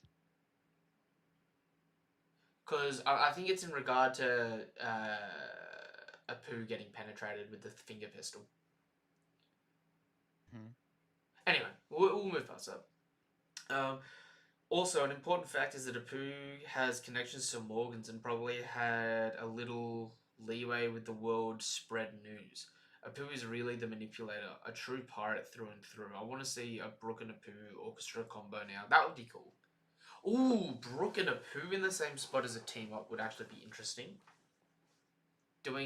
Imagine if Brook can boost Apu's attacks. He can supplement the music and make the notes stronger. Right. Would be cool. Okay. Sorry, you were saying that the finger pistol's Haki as well. I mean, the finger pistol is Haki, but it's like we saw Jinbei fighting Who's Who and blocking finger pistols with his Haki. You know what I mean? Yeah. So it's like, it is what it is there. But Not like another level of Haki that's way better. Mm. Just like can block it with Haki. Yeah. They have better hockey. That being said, right, we'll move on to the King stuff here in a sec, but I love how Apu kicks the CP0 dude, but the CP0 dude's still fighting with only one arm because he's holding his mask up with the other arm. Mm-hmm. I love how just casual that looks, you know what I mean? He's just like in a fight, but he's still like his main priority is covering his face. Like it wouldn't have just been easier to have a mask that you didn't have to hold up by hand. Yeah. Alright. So then we cut to the Super Sour Patch King pulling his head back like a goddamn rifle and headbutting Zoro, which, what the fuck is, like, what the fuck? Oda. So good. It's hilarious, but yo, his face, I don't know what it was, but it reminded me of like I can't remember the name of it, but there's like some Japanese painting. And it was like just a really like sour yokai sort of face, you know what I mean? But I love it. I find that hilarious. But yo, it did some major damage, that headbutt, didn't it? Yeah, I mean, it was like this mad laser beam, basically. Hmm. Good. It was hilarious. But I mean, like, King is like at blitzing Zoro here. Which, again, Zoro's whole story throughout One Piece has been a series of lessons because he's needed a room to learn, essentially, right? Like, Mhm. his fight against Mr. One was learning to cut steel. His fight against Braham was to learn how to use projectiles to fight. Against Kaku is about accepting himself and using greater potential. Against Pika, it was about learning about the fact that he doesn't, even though he can fight at a range, he's got a limit to his range, so he needs to increase that, which now with Enma, he has increased that limit of range. His fight against Killer taught him that just standing there like a tank isn't a smart move. Letting your opponent attack you to attack them doesn't necessarily work out for you. You know what I mean? But Good lesson to learn. now Zoro's sort of stuck because he's got to anticipate his enemy's moves, and he's got to like he's actually fighting an equal here. You know what I mean? He's not fighting someone that Yeah. he's either better than or someone that he would just beat if he landed a one shot on them. Not an equal. He's fighting a superior. Superior, really? Yeah. Which is interesting, and like I love how King's just doing his little fire pistols, just darting around Zoro. But dude, people have been making so many jokes about it. But yeah, it's so funny that Zoro's like, I can't beat him unless I know his race. It's like, dude, it's not just a race. It's like, what happened to there's nothing you can't cut as long as you can get your sword to it. That's true. Zoro's coming here like a racist, man, and I love the memes of I it. feel like I feel like it was not a very good, very accurate translation. Mm. Like, it just doesn't seem to me like Zoro would say like, can't beat him unless I know more about him. Like, I don't know. To me, Zoro is more. Cocky. I think what he was, yeah, I think more what he was trying to say was like, he's too tricky. Like, I got to figure out like his tricks. Yeah. Like, No, I get that. yeah. But yo, can we just point out for a second here that this attack that Zoro does here hurt Kaido on the rooftop, but here King's blocking it clean. Yeah. That's a feat. Crazy. That is a damn good feat. So far, King may have the strongest defensive feat out of the first commanders. I mean, to be fair, all we've seen out of the first commanders defensively is Katakuri blocking Luffy's attacks. I mean, him blocking Luffy's attacks was evading them, wasn't it? It's not really defending them. Yeah, but I mean, like, his punches were like outdoing Luffy's punches. True. Essentially blocking them. Yeah, fair enough. But yeah, it's crazy. Like, King's wings are broken strong. They are ridiculously strong. saying I think King. I think by the end of this, King is gonna start being like he's gonna start deserving some respect. Oh, by all means, he will. And I'm glad that we're getting more of him because I was scared he was just gonna like fade into just being like a Zoro but without the narrative. You know what I mean? Just like Yeah. badass swordsman with no character. All honesty, my main issue now is like my main worry now is that Queen at the end of this starts seeming really weak. Compared to King. Because like if Zoro is such a hard fight, I mean if King is such a hard fight for Zoro, and like yeah, and then Sanji just smashes Queen, it's like, were Mm. they even? Especially when like see in that situation, is King undervalued on his bounty or is Queen overvalued? I mean, I mean they're in I mean they're above Cat, right? Like I don't. To be honest, I think King would have to pull out some crazy shit for like the general fan base to consider him stronger than Cat. I think people like hype up Cat in their mind a lot.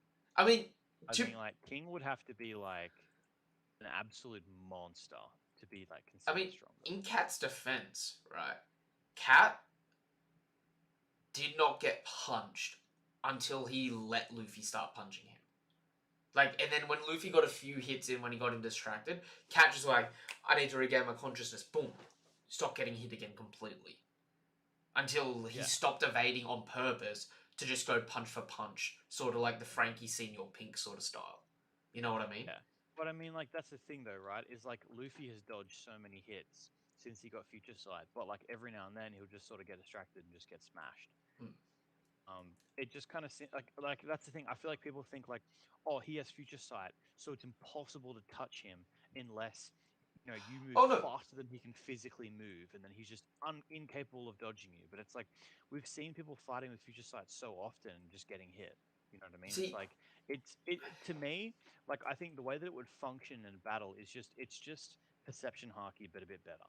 It's not like I mean, you can't touch me see, kind of ability. the thing is, Luffy in Whole Cake Island was weaker than Cat in every single way. Luffy in the raid in Onigashima Mm. is equal to, if not stronger than Cat in every way. Like, he's got the future side, he's got the Rio, he's upgraded everything.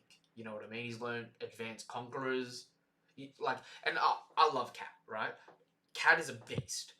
Cat's biggest thing is like he's throwing out punches equal, if not stronger, than Gear 4, while also not being able to be touched as long as he's like on point. His biggest problem would be like, and it's not something that Luffy's possible of doing really. Like if Cat's fighting someone that does area of effect damage, Cat's kind of in a bad situation there because he can't dodge. Mm-hmm. His biggest utility is useless. You know what I mean? Mm-hmm. Like if Cat was fighting Big Mom, right? He could speed blitz and try and dodge in that. But like if Prometheus gets turned into the size of a forest and dropped, Katakuri's kind of jacked. You know what I mean? Yeah. Whereas like King King doesn't have that like, and it's a matchup thing, right? Because like in all honesty, I think Katakuri has a better matchup against a lot of people because based on Katakuri's powers, he's great at countering people, and he, as we saw him in Whole Cake Island, he's not as hard on desperately getting the win as King, but like Katakuri won't let you power up. Katakuri will punch you in joints to weaken you. You know what I mean? Whereas Mm-hmm. King is like, I'll throw sand in your eyes. I don't give a shit. Yeah. So it's like Katakuri is King light, but with way better evasive abilities. Whereas King is, I'll do whatever it takes to win. I'll kick you in the nuts. I'll throw sand in your eyes, and I'll stab you. I don't give a shit. Plus, he's got like, even if it's not necessarily as strong as Katakuri's, he's still got heaps of ranged abilities. He's got high defense, technically, considering his wings here are broken as fuck. You know what I mean? Mm-hmm. Like, the first commanders really are in a league of their own. And Zoro's in that league kind of now.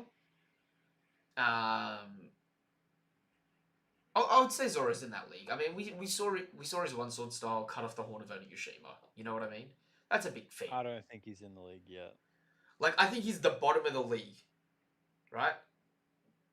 But like, I mean, there's not much of a difference to me between Zoro and Shiryu. And Shiryu's So- second bottom of the league. Then to me it's King, and there's a big gap between King and Shiryu. And then there's like a tight little gap with King, Katakuri, and Marco. Ben Beckman, I just don't know where to throw on the list. He could be at the top, middle, or bottom. You know what I mean? that's kind of my point. Is like, I think people still consider King the weakest or one of the weakest of the first divisions, and right now he's just straight up overwhelming Zoro. I think like after the fight, Zoro obviously will be. But I think some people were thinking before this fight, Zoro is already first division level, and after this arc, he's going to be like Yonko level.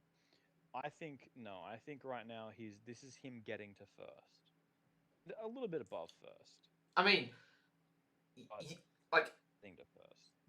I would agree. It's an uphill fight. Like, Zoro needs the level up to be considered there, right? But I'd put him on that level solely because I think everyone under that level he's beating. If that makes sense. Yeah.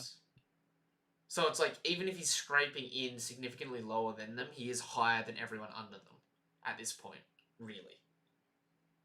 Yeah. But I mean, as a main character, I guess to me, like if I'm putting, so for example, if I'm putting one of the Straw Hats on second division commander level, I'm already assuming they're going to beat every other second because they're like a main character. They're already on that level. To me, it's like if you put him on first division commander level, you're saying that like outside of um outside of outliers, they're going to beat everybody on that level. Oh, If Zora's first division level and you put him up against another first division, I'm assuming he's going to win. okay. Do you think Zoro beats any of the other first division commanders? Not right now, but like I mean, like in terms of story progression, if he fought them, he would get strong enough to beat them during the fight. He's about to. Yeah. But I don't think like his current level of strength is that level. You know what I mean? That's why I say like if he's first division, he's definitely going to win because like he's only going to grow. Like I feel like the benefit of being a main character is that you have sort of that growth every fight. I see him as first division commander level because he's above the people that are below that list, right? And although currently he may be below everyone else on the first commander range, it's one of those things where it's like, yeah, we do know he'll gain that experience through the fight. You know what I'm saying? Like, Yeah, I get what you mean. because it's like to me, it's like he's there by de facto because he can't be below it, if that makes sense. Even if like I know he still needs a power up to beat them, but you can tell that the power up will come in whatever fight it is, in some aspect. It's hard, right? Like, at this point in time, is there a second division commander that Zoro's not beating? I mean, we don't know, really. We don't know how he'd even fare against Queen. True. I think like because the thing is like after Luffy versus Katakuri, so many people were saying, "Oh, like Luffy's still not as strong as Katakuri," like because Katakuri won that fight, quote unquote, won that fight. So Luffy's still not first division commander level yet. And it's like, yeah, but if they fought again, Luffy would just outright win. So like just without really much trouble, he would just win the fight straight up. whether or So not how is he not? whether or not that was like so, Katakuri let Luffy win to me. Like this is just my opinion, right? Like I'm not saying this is fact, right? In my opinion, Katakuri was stronger than Luffy, lost a battle of attrition, let Luffy walk out the door because Luffy ran out of time. Katakuri took a dive. If they fought again, Katakuri would still be stronger. Luffy could very well potentially overcome him and beat him there. But even if he didn't, within 2 weeks of that day, Luffy learnt Rio. As soon as Luffy learned Rio and had Future Sight unlocked, to me, I'm like, okay, Luffy is equal, if not outright above Katakuri at that start point already. You know what I mean? See, Because I disagree with that. I think at the end of that fight, Luffy was stronger than Katakuri. It's just he was already so heavily beat up but and like but he at was his wits' end. but he was beat up and pretty much unable to continue fighting. Like Luffy didn't fight after that point in the arc. He was out. Whereas Katakuri was up Yeah. clean. He's like ready to throw hands. He's like, we keep going. Luffy's like, I'm out He of was time. not up clean. He was. He was. He was up He towering was like, over him. I desperately need a nap. And then he's like, you know what? I'm not going to keep Dude, fighting you. I'm just going to take my nap. he knocked Luffy out for 15 minutes. Luffy was down and he's like, okay, I'm going to take 5. Drops down. As soon as he hears Luffy's up, he's back up and he's like, what you doing? We fighting? We doing more? We throwing hands? What's the go here? You think he really took that hit from Luffy at the end and then just laid down just cause? Like, just to rest? Yeah, like, go... And he got back up when Luffy got back up because Yep. he was like, oh, you're awake. Yep, 100%. No way. He got knocked out No, for sure. No, reread it. Like, start to finish, reread the fight. I trust you. I trust you. Like, do it in a bulk reading. 100%. When him and Luffy fought, Luffy got sent rocketing down. Once he went rocketing down, you can see Katakuri sort of like just relax, lean into it, fall on his back, right? Then, oh no, he fell on his front, sorry. Then Luffy got up, and as soon as Luffy got up, Katakuri's up, towering over and ready to go. Luffy's like, what time is it? I need to go. And then Katakuri's like, are you going to come back and beat Big Mom? Luffy's like, yeah, of course I will. And Katakuri's like, huh, you're looking far into the future, mate. And just lays on his back, giving up. That's so not it. That is 100% it. That's 100% how I saw it. That's like that's a stretch, like super hardcore stretch. No, because the entire point of the fight was that Katakuri was better than Luffy in every single way except for determination. Yes, and then Luffy used that determination and got stronger than him. No, he used that determination and essentially use that aspect of him of bringing people to his side to make Katakuri go, he's not worth fighting. Like, I may be better than him in every single way. Luffy was fighting him, but he couldn't beat him because he had Future Sight and he couldn't land the blows. And then as Luffy is fighting him, he starts to learn Future Sight, and as soon as Luffy starts using Future Sight, he starts landing hits. And as soon as that happens, the fight immediately becomes Katakuri is still physically stronger than him, but it is a lot more even. Then it was Luffy's really, really tanky, and he's just taking the hits and dishing them back.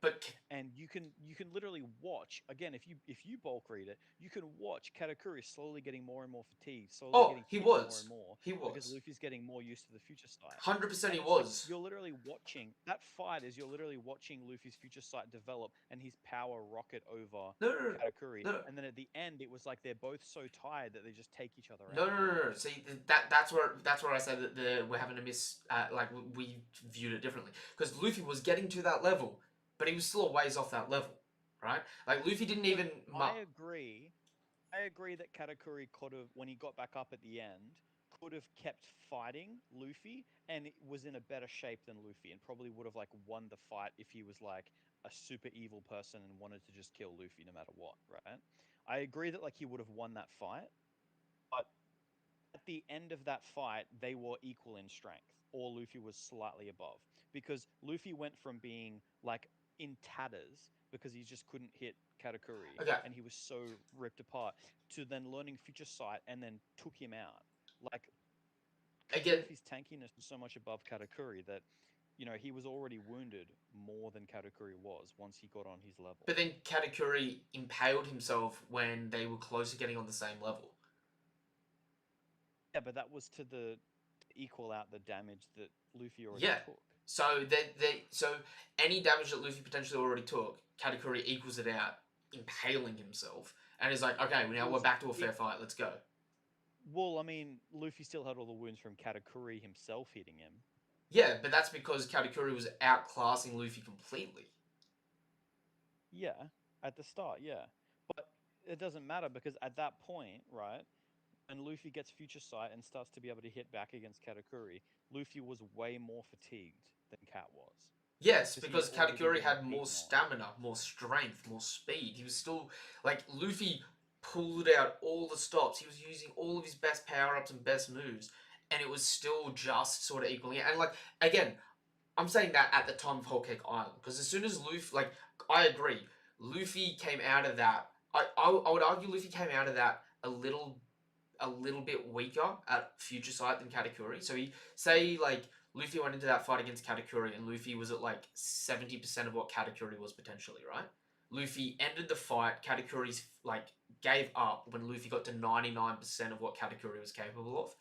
Then in the first 2 weeks of training in Wano, Luffy got to like 110%, 120% of what Katakuri was, having mastered Future Sight after a few weeks of playing around with it, and then learning Rio and being able to master Rio.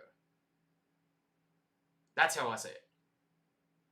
I And see it as like if Luffy fought, like if both of them at the end of their fight healed up to 100% and fought again, Luffy would just outright win. He wouldn't have to get stronger to win. He'd get a little bit stronger because he'd get more used to the Future Sight and stuff, but he would just win. I would, Because at that point he had caught up to Katakuri, and Luffy is, plot armor main character. He's more determined. Like if you think about it, every single time Luffy has gone into a slogfest, just a punch to punch with anyone, and they've been like reasonably equal in strength, Luffy will win it. but the He will just outslog anyone but that as long as they don't that's the have the problem. power that makes them way above him. That's the problem. So as Katakuri was soon as Luffy, physically more imposing. Like his punches yeah, but outweighed as soon as all of Luffy's Luffy, punches. His speed yeah, outsped all of Luffy's speed. that's what I mean with Luffy's like sheer tankiness and tenacity. That's the whole point of him as a character. It doesn't matter if you're a little bit stronger than him, as long as you're not like a god compared to him. He will just outslog you to death. He will just slog you until you fall. But that's also You will never fall. but that's also something that doesn't really get enough credit for Katakuri. Is like by the end of it, Luffy was landing all these hits on Katakuri too, and Katakuri was tanking them as well.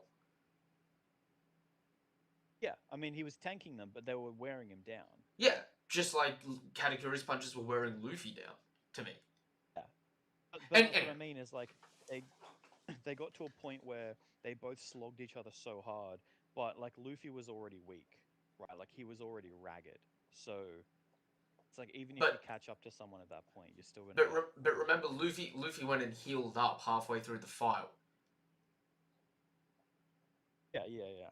and then he That's came true, of back, course. and then Katakuri was decimating him a second time around. Luffy got one unfair hit in, and then Katakuri even the playing field stabbing himself. Hmm. Even though, like, yeah. Anyway, it's one of those things where it's just like to me, right? Call them roughly equal at the end of Whole Cake Island, right? But at the end of that fight, if they were still gonna like if round three the bell ticked and there wasn't any plot armor involved and Luffy and Katakuri was still throwing punches there, Katakuri probably would have took that win, right?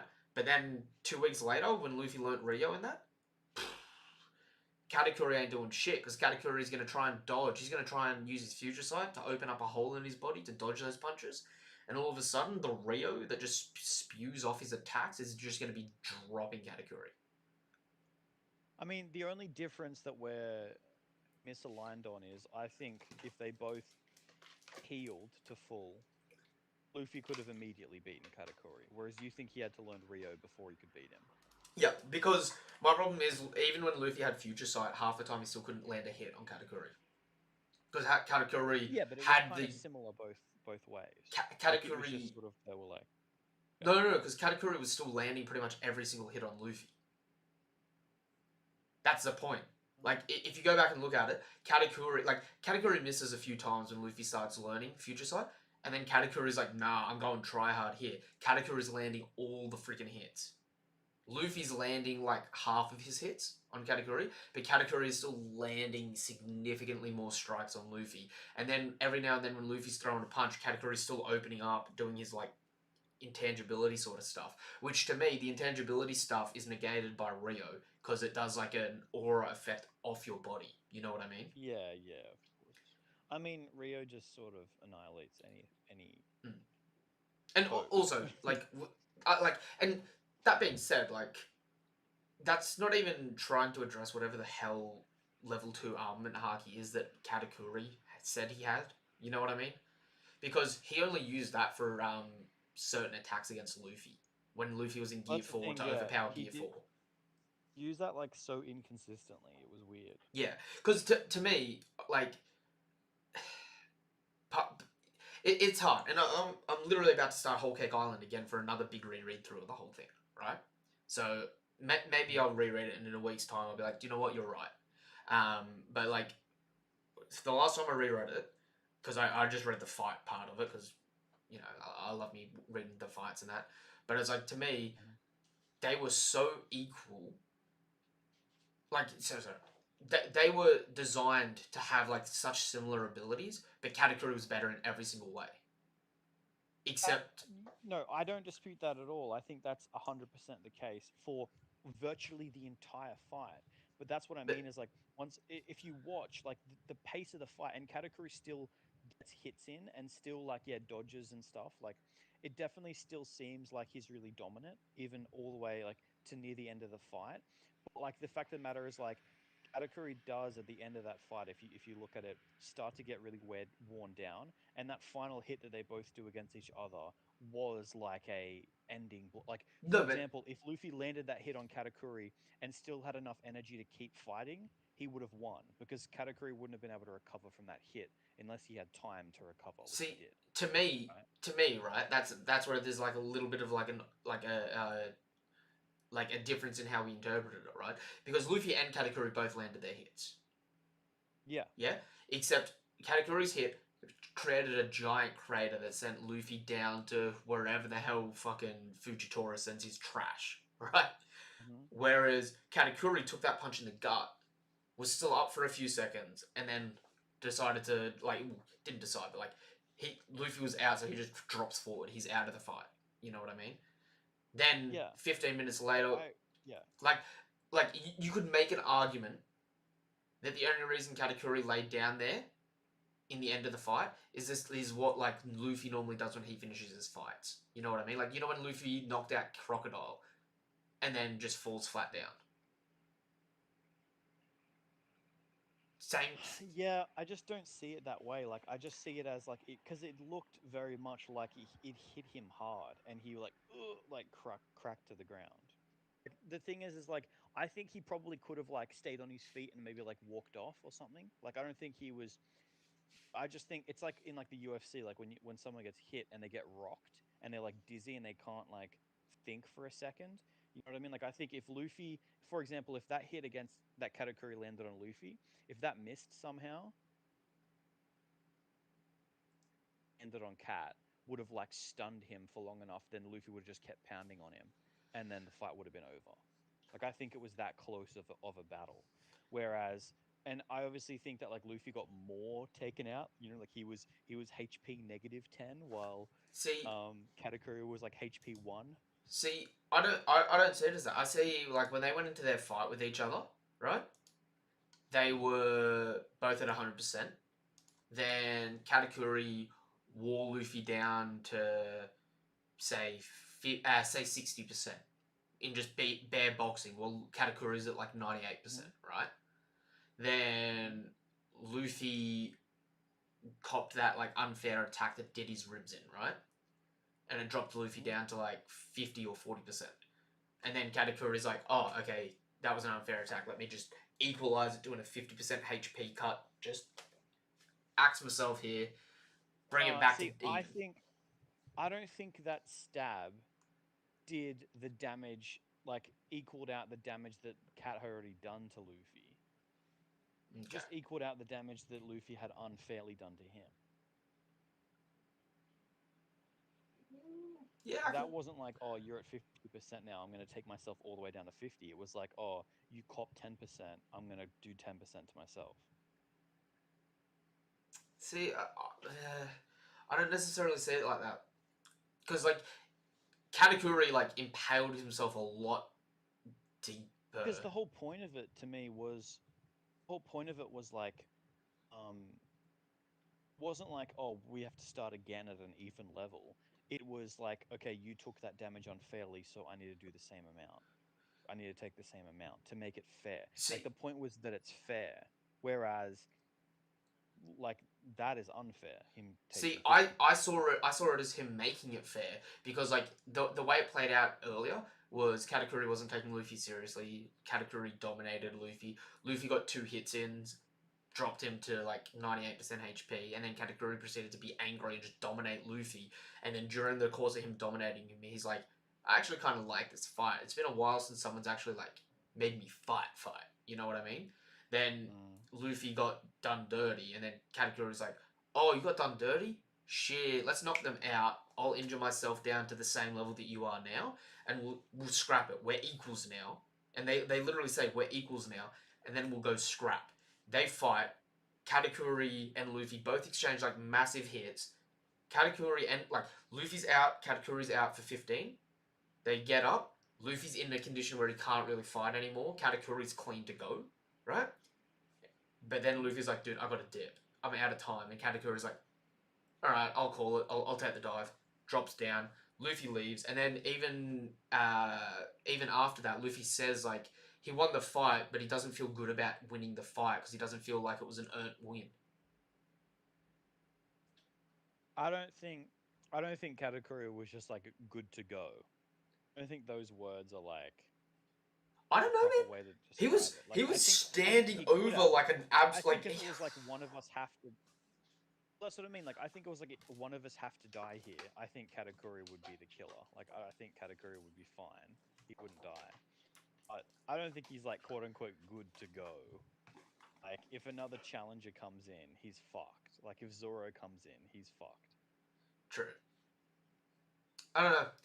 We'll move past it because again I've got to reread the whole arc again soon anyway. I'm keen for it. Although that being said, just on the topic of like interesting stuff, how long do you think Doflamingo survived against Gearfall Luffy for? From your memory, Oh, I don't know. That long. not that long. However long 2 uses of Gear 4 lasts. So the first time Luffy went Gear 4, right? They fought for sort of 5 to 10 minutes, right? And then they were off screen fighting where Doflamingo wasn't getting a hit landed against him for 20 minutes. So Doflamingo. Gear 4? Yep, in Gearfall. It's off screen. It literally is like, so Luffy's wailing on Dofi for like a couple. Are you just estimating the time? Nope, or... no. I'm estimating arguably the 10 minutes at the beginning, right? What happens is Luffy, however long the scene is, right? Between Luffy going Gear 4 and Katakuri awakening, there is no dedicated time described. I'd say 5 to 10 minutes, right? Because it was a fair few punches thrown and a bit of dialogue, Seems reasonable. right?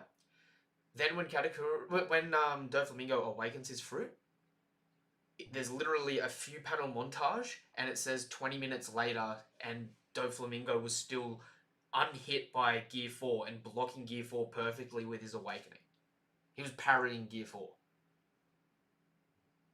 This was in the first use Yep. of Gear 4? Yeah, because the second use was only one punch. Yeah, well then what? That's what I was going to say. Well, no, it was a bit, right? Nope, it was like a few. Nope, it was a single punch, the second use.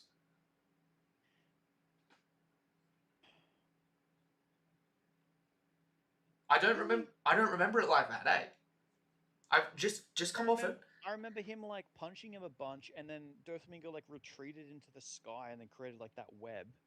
And then Luffy like punched through the web and then hit him and then took him out. That is some anime filler. It was a one punch.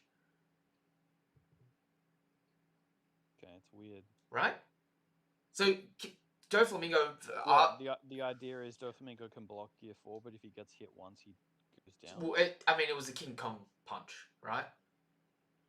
And I mean, in that situation as well, Doflamingo blocked it, thinking he was clean because he had blocked other punches for 20 minutes, half an hour. You know what I mean? This one punch, like the anime does not do it justice. This one, the King Kong punch. I don't think I've ever even watched the anime fight. I'm sure I only read it. Yeah, dude, yeah. I'm telling you, if you go through and reread it, it is Luffy does a Kong gun, sends Katakuri, sends Dofi flying through the city, comes in with a Rhino Schneider, kicks him on the side. Then Doflamingo's sort of like, what the shit is happening here? Doflamingo pulls himself to the side, kicks Luffy in the ribs, but Luffy does that bounce off thing, right? Then he hits him with a 3-directional python, which means like, and you know how Luffy's pythons speed up each time they ricochet, right? Mm. So he hits him with a punch that ricochets 3 times through the air before it hits Doflamingo, right? Then Doflamingo starts blocking for a few seconds and then goes, I'm just going to whip out the Awakening. And then after that, Luffy's unable to land a hit. Right. That plays out so differently to my memory. Right? Because to me, Luffy was really overwhelming Doflamingo with Gear 4 in my memory. But dude held out for 20 minutes blocking with Awakenings. That's some impressive shit. Like, could Jack hold out for 20 minutes against Gearfall Luffy at this point? Probably, actually. Around that? I honestly think Gearfall Luffy is like equal to the like at that point, yeah, is equal to what's his name, Cat and Mink. Cat and Mink? Cat Mink and the Dog Mink. Ooh. Which they kind of like roughly equal Jack. I think Luffy probably would have lost to Jack. I don't know. If you fought him at Dressrosa. I don't know. When you think about it, he lost to Cracker. Jack got a much higher. I know Jack hasn't had that great of a showing, but I he's mean, got a much higher bounty than Cracker. Yeah, only 140 mil. Only 140 mil. Okay. It just seems a lot higher because a bill sounds so mighty. Yeah, Bill does sound Like, way better. Yeah. A bill sounds like a 7'2" 6-pack ridden like. You know what I mean? Well, because like it was so long, for so long, it was like a bill was like Katakuri. You know what I mean? Mm-hmm. So it's like when you hear a bill, you're like, okay, Katakuri or better. It's like. But dude, 140 mil, right? I mean, that's less of a difference between Jack and Queen.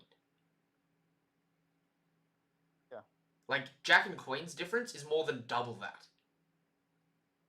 Yeah. You know what I mean? So it's like, it's a bounty. You know what I'm saying?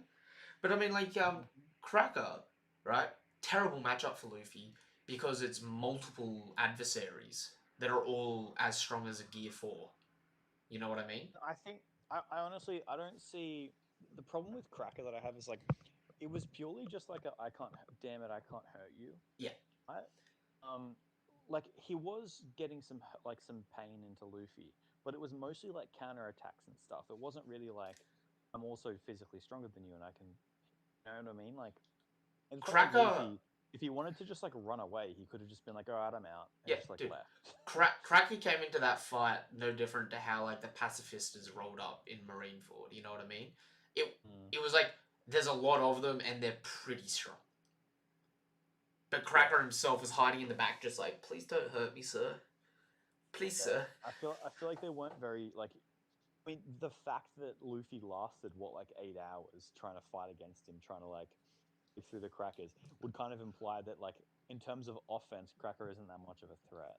But I mean, that being said, it was also Cracker that was nerfed because of Nami. Yeah. Whereas like prior to that, Luffy struggled against a single Cracker. And then against a small squad of Crackers, it was sort of like a roughly equal to Gear 4 situation. Yeah, I mean that's kind of what I'm saying is like offensive wise, like Luffy just couldn't break the Crackers until Nami came along. But in terms of like taking hits, I don't think there was really ever a point other than counterattacks where Luffy was like really worried about getting beaten up. It's more just like I can't break your Crackers, and then every time I try, you keep stabbing me. I mean, look, let me put it this way, all right? A Gear 4 punch sent someone the same, because Doflamingo's the same size as Oh, it looks like something's happening with the internet a bit there. Uh, it looks like when Luffy used Gearfall, right? He sent someone of Mm-hmm. Dofi's size, which Dofi's the same height as Nekomamushi and Inarashi, right? Yeah. He sent one of those. He essentially sent the minx to the other side of the fucking island in a punch. You know what I mean? Yeah. And I mean, like, in all honesty, I mean, Dofi's weaker physically than Nekomamushi and Inarashi because I mean, like, again, rereading all of the Dressrosa fight, like people don't understand how Dofi fights. Like, honestly, whenever you see people talk about how strong Dofi is, it's like, dude, Dofi literally, Dofi marionettes himself in a fight. Like, you know how people are like, oh, it's so broken, Law got nerfed fighting Doflamingo? Doflamingo is literally yeeting himself out of the way of Law's attacks with his string. Counter and parrying Law by, like, parrying with string to bounce the attacks out the way. You know what I mean? Mm-hmm. So it's like, people don't understand, like, Doflamingo may have been weak physically, but, like, he had his awakening and he was, like, heaps versatile of a fighter. So I'd argue that maybe, like, Nekomamushi and Inarashi are physically stronger than Doflamingo. But in terms of a fight, right? Honestly, I see them being weaker than Doflamingo. Both of them. Yeah, Okay. yeah, I mean, especially honestly, I'm okay with that call. on a reread, Yeah, okay. because it's like, I'm okay with that call. Like, I thought Doflamingo was really, really impressive. I think I've actually said to you in the past, we were arguing like, um, Dofi versus Cat, and I think I was on Dofi's. Oh, sorry, Dofi, not Cat. Dofi versus Cracker, and I think I was on Dofi's side. yep, like Yeah, hey. Dofi's like he's a really versatile and unique type of fighter. You know what I mean? Oh, stream's freezing up for a second. Give me 2 secs.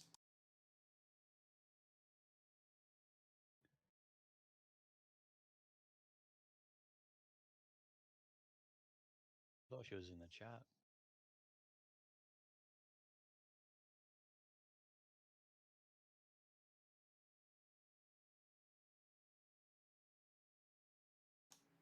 The stream is getting very poor connection. That's a bit better. It started getting a bit more back now.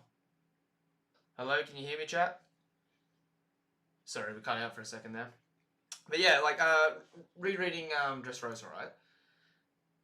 Dofi's got a weak, like, if you had Nekomamushi, Inarashi, even Jack, right, punching Doflamingo, Yeah. and like if they were all doing the Draggable punch machine, right, they've probably got a stronger punch than Doflamingo, right? But Doflamingo, literally, he's more similar to Katakuri in the sense where it's like half the time you can't hit him because he pulls himself out of danger. He uses area of effect He's attacks. definitely very hard to fight. Yeah, and like he's a smart guy, and he's got some strong techniques. You know what I mean? I mean, like, he may not be physically stronger than Gear 4 defensively, but that doesn't matter if he's stronger than Gear 4 evasively. It's always kind of irked me how he has Armament Haki, Observation Haki, Conqueror's Haki, and Awakening, and his fruit is pretty good. He's not like. It's always kind of been weird to me, like how he's not like that strong. I mean, he is really strong, but he has a lot going for him. Yeah, He yeah, has essentially everything going for him, right? yeah. He does, and he's good. He's clean. Like he Yeah. he. Like the powers that he has, if he was written to be a first division commander, I wouldn't question it. You know what I mean? Yeah. Like if you showed me him fighting King and just like wrecking him, Also, I'd be like, yeah, fair enough. Like he's got a really busted fruit. It's awakened. He's got basic hockey pretty good. Like also, whatever again, you need. I was reading the official Viz hard copy, right? Because there's like 3 levels of editing, right? There's the scanlations, the official Viz release digitally, and then the hard copy release. The latest thing that comes out is the most edited down thing. It goes through more translation changes and stuff like that, doesn't it? Yeah. Right? Reading the official Viz translation hard copy for Dressrosa, right? Law blew up Dofi's organs. Dofi didn't patch his organs back together, he remade them out of string. Can you just take a moment to goddamn appreciate that?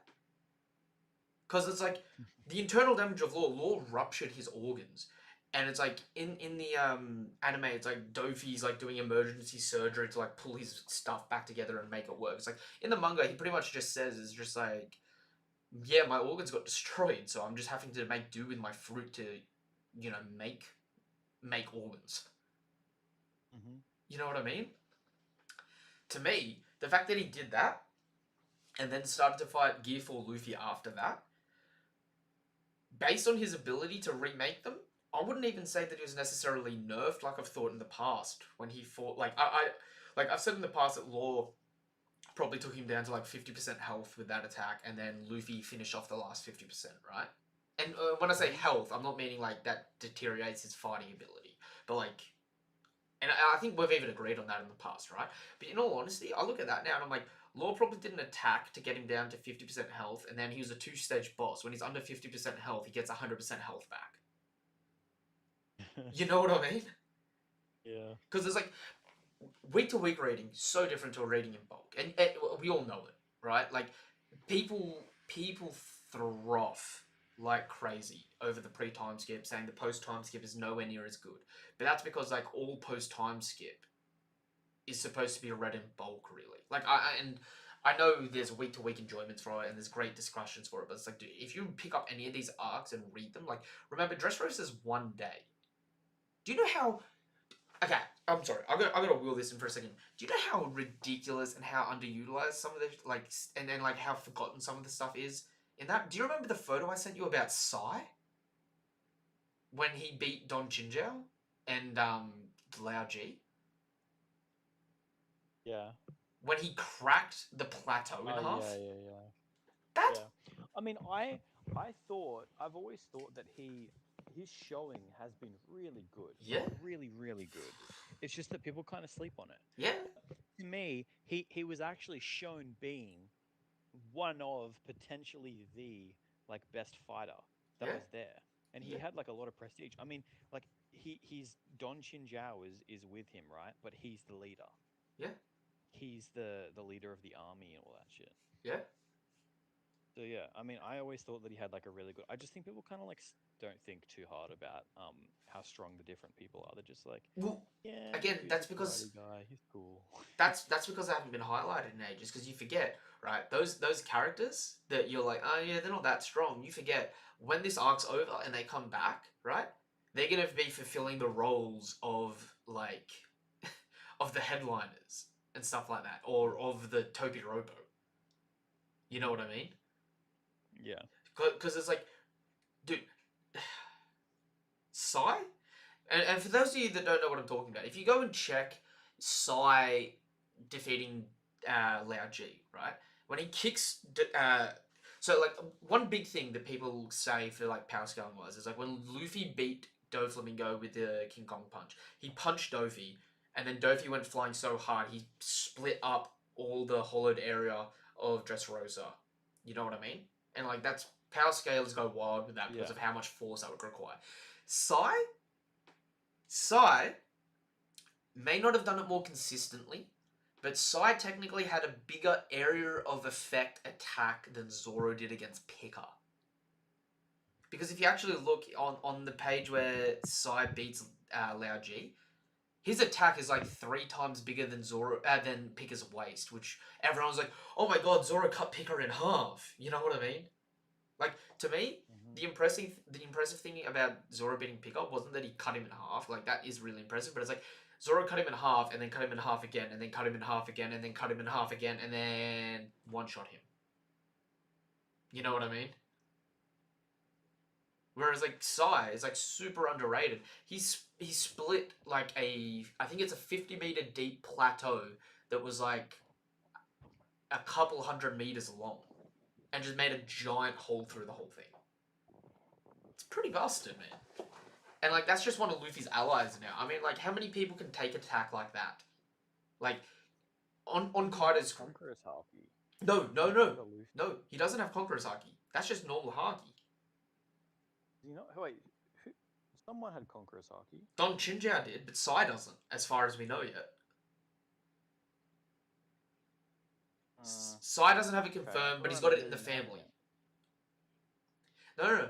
You probably remember their martial art, which like gives off like sort of this like ringing effect. That the Happasai martial art. You know what I mean? But it's busted, man. It is busted. I mean, even Cavendish is a bit of a Hail Mary, man. Like Robin may have been able to capture him, but Robin captured him when he had to run 200 meters in a straight line at her, and she did it on like the last second before he got to her. You know what I mean?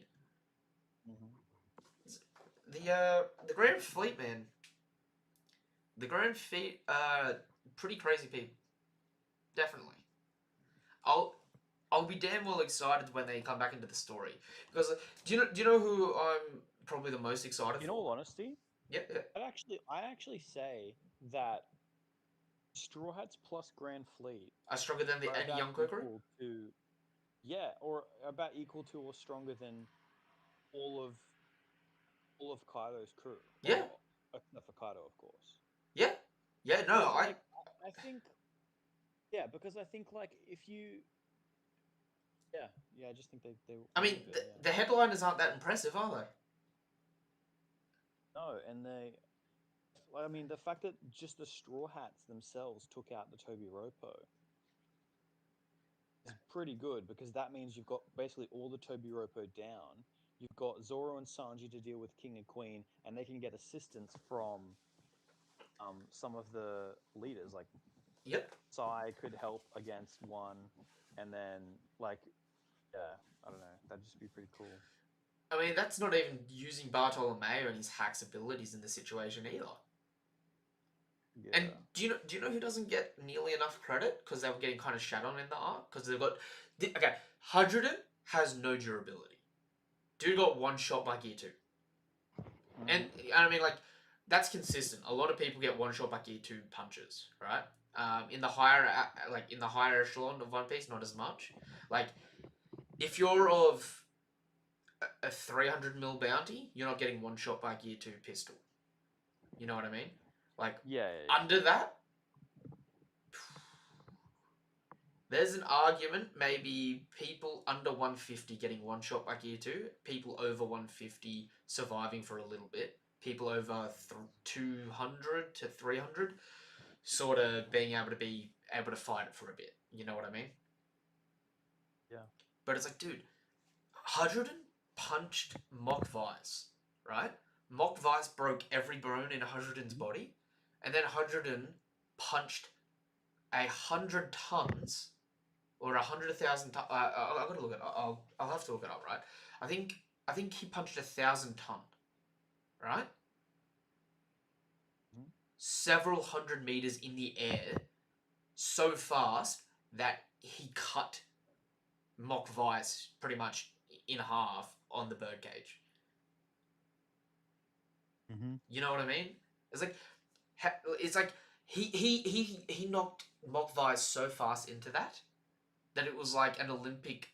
It was like a cricket bowler bowling at a brick wall. You know what I mean?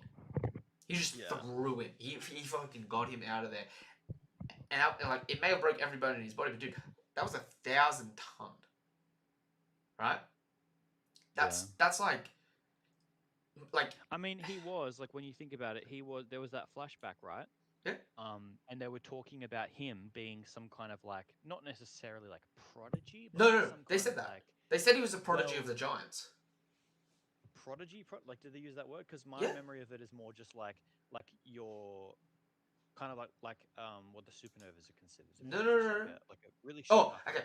No, they said he was a superstar in Dressrosa, but in the Big Mom flashback, I'm pretty sure they called him a prodigy of the Giants. Yeah. Right. Okay. Cool. Right, and we haven't seen him use Haki. And like I said, he got one shot by Gear 2.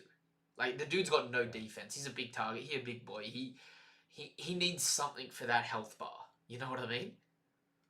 But he's got power for days. I mean, once we get to Elbaf, though, like if that is true that like the last root Poneglyph is at Elbaf, none of the Yonko have been able to take it, and he's a prodigy of the giants. He's got a pretty bright future out of him. Yeah. Yeah, he does. And he's a Straw Hat ally. You know what I mean? Mm-hmm. Like, even Olympus was, like, probably the weakest of that group. He was still able to throw Zoro. Like, a good... And when you think about it, these were people that are in the new world, and they considered themselves strong enough to be able to go to a tournament and fight and earn the Firefly fruit. Yep. You have to expect some competition going into that. And you Yep. got to be pretty confident in your own abilities to be like, yeah, I can win Mm-hmm. the I new mean, world. Like you're in the new world, you're like, yeah, I can win. I'll get this fruit. yeah. Like, that was pretty much Dofi's biggest downfall. If he didn't do that with the Meramera no Mi, the Straw Hats Yeah, would he have did, lost. did that at the wrong time. Yeah, Eh? no, because he did it to bait Luffy, but by doing that, he brought so many strong warriors in that when he lost the reins, it worked against him. And that is the only reason he lost in that situation. Yeah. Or at least like the only reason why like all the other Straw Hats didn't get killed while Oh no, because because Sugar, because they still had Mancherry, right? And if it wasn't for those guys, none of the Doflamingo execs would have gone down, except for very true. Picker, arguably, right? Well, actually, no, because of Olympus. So Picker still would have been roaming around outspeeding Zoro. Yeah, and I mean like that's the thing, like it doesn't seem like any of them would have interfered with Dofi's fight. Like Luffy might have still beaten up Dofi and then like come Mini Man, but then they would have just killed him, and then Dofi would have survived. Like he didn't They kill would have healed Dofi, Dofi right? as well because they had an instant 100% health potion Yeah. hiding in the corner. So it would have just healed. Yeah, Luffy would have still probably beaten Dofi, but then they would have just killed Luffy and healed Dofi. And Which, before that, they would have killed all the other Straw Hats. which is why I'm like, dude, if you if Law's plan worked and Law didn't get emotionally tied up, right, and Kaido was going to get rid of Dofi, Mhm. I imagine it going down as Kaido sends Jack and a crew, maybe Jack and one or two Robo, right? Yeah. I reckon Dofi and his crew take that first assault. I reckon Yeah, they win. I reckon Dofi could take Jack. Like, I think I've actually said that to you in the past, yeah, right? I like reckon like if Jack invaded Dofi's place, I reckon people he would win. people may not agree with me on this, right? But I would say Dofi's crew, right? Dofi's number one, Virgo's number two, Picker's number three, Treble's number four, Diamante's number five. Maybe Diamante and Treble are switched around. I know Diamante is... I know Treble's Dofi's right-hand man, but, like, that's the strength hierarchy to me, right? Hmm. I would easily give Picker 300 mil bounty. Easily. 100% easily. I would even push him a little bit higher than that, arguably. You know what I mean? Like, if I like everything we saw in Dressrosa, and mind you, Dofi's bounty was when he became a warlord back before he took over Dressrosa and before he started his underworld connections with the Yonko and that, right? So we know he would have had a higher bounty Yeah. than what he did, right? I would easily go Doflamingo is worth 1 bill flat, right? I would say Picker is probably worth 400 mil. Like, he's around ulti in terms of threat level. Because, I mean, like, he may not be physically stronger than any of those people, but dude was literally blitzing everyone by just changing the terrain around them. Could you imagine if Doflamingo put up Birdcage and Picker just made a wave of brick and just crushed everyone? Yeah, that'd be pretty hectic. Like, they could get some ridiculous combos going, man. I mean, even Treble had good observation haki to the point where he could kill a fly behind him with one of his boogers. You know what I mean? Yeah, yeah. And it's like, I mean, Luffy was going gum gatling on him and couldn't land a single hit because of his little body that was just weaving inside of his slime. You know what I mean? Hmm. Yeah. Dofi Pirates, man, Dofi Pirates were damn strong. They were damn impressive. And the fact that the Grand Fleet beat them is sort of just like, holy shit. Like the Grand, because you got to remember as well, it's the Grand Fleet plus the Straw Hats. You know what I mean? Yeah, Like that's true. Yeah. it's Luffy, Zoro, And Sanji, that's Jinbei. it's easy to think. It's easy to think. Oh, it's the Straw Hats. Okay, it's Zoro and Sanji, and Luffy. It's like no, there's Jinbei there, and all the other Straw Dude, Hats took out all the remainder of the Frankie. Obiropo. So really, it's like imagine the Flying Six plus a little bit because they won the fights, Yep. and then you have the Monster Trio. Arguably, right? Even arguably, some of the Grand Fleet could take on some of the Robo and win. I think they could definitely. I mean, I would love to see. I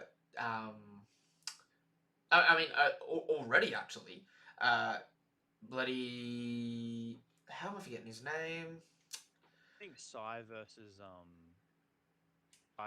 Page One would be a pretty cool fight. Yeah, it'd be a cool fight.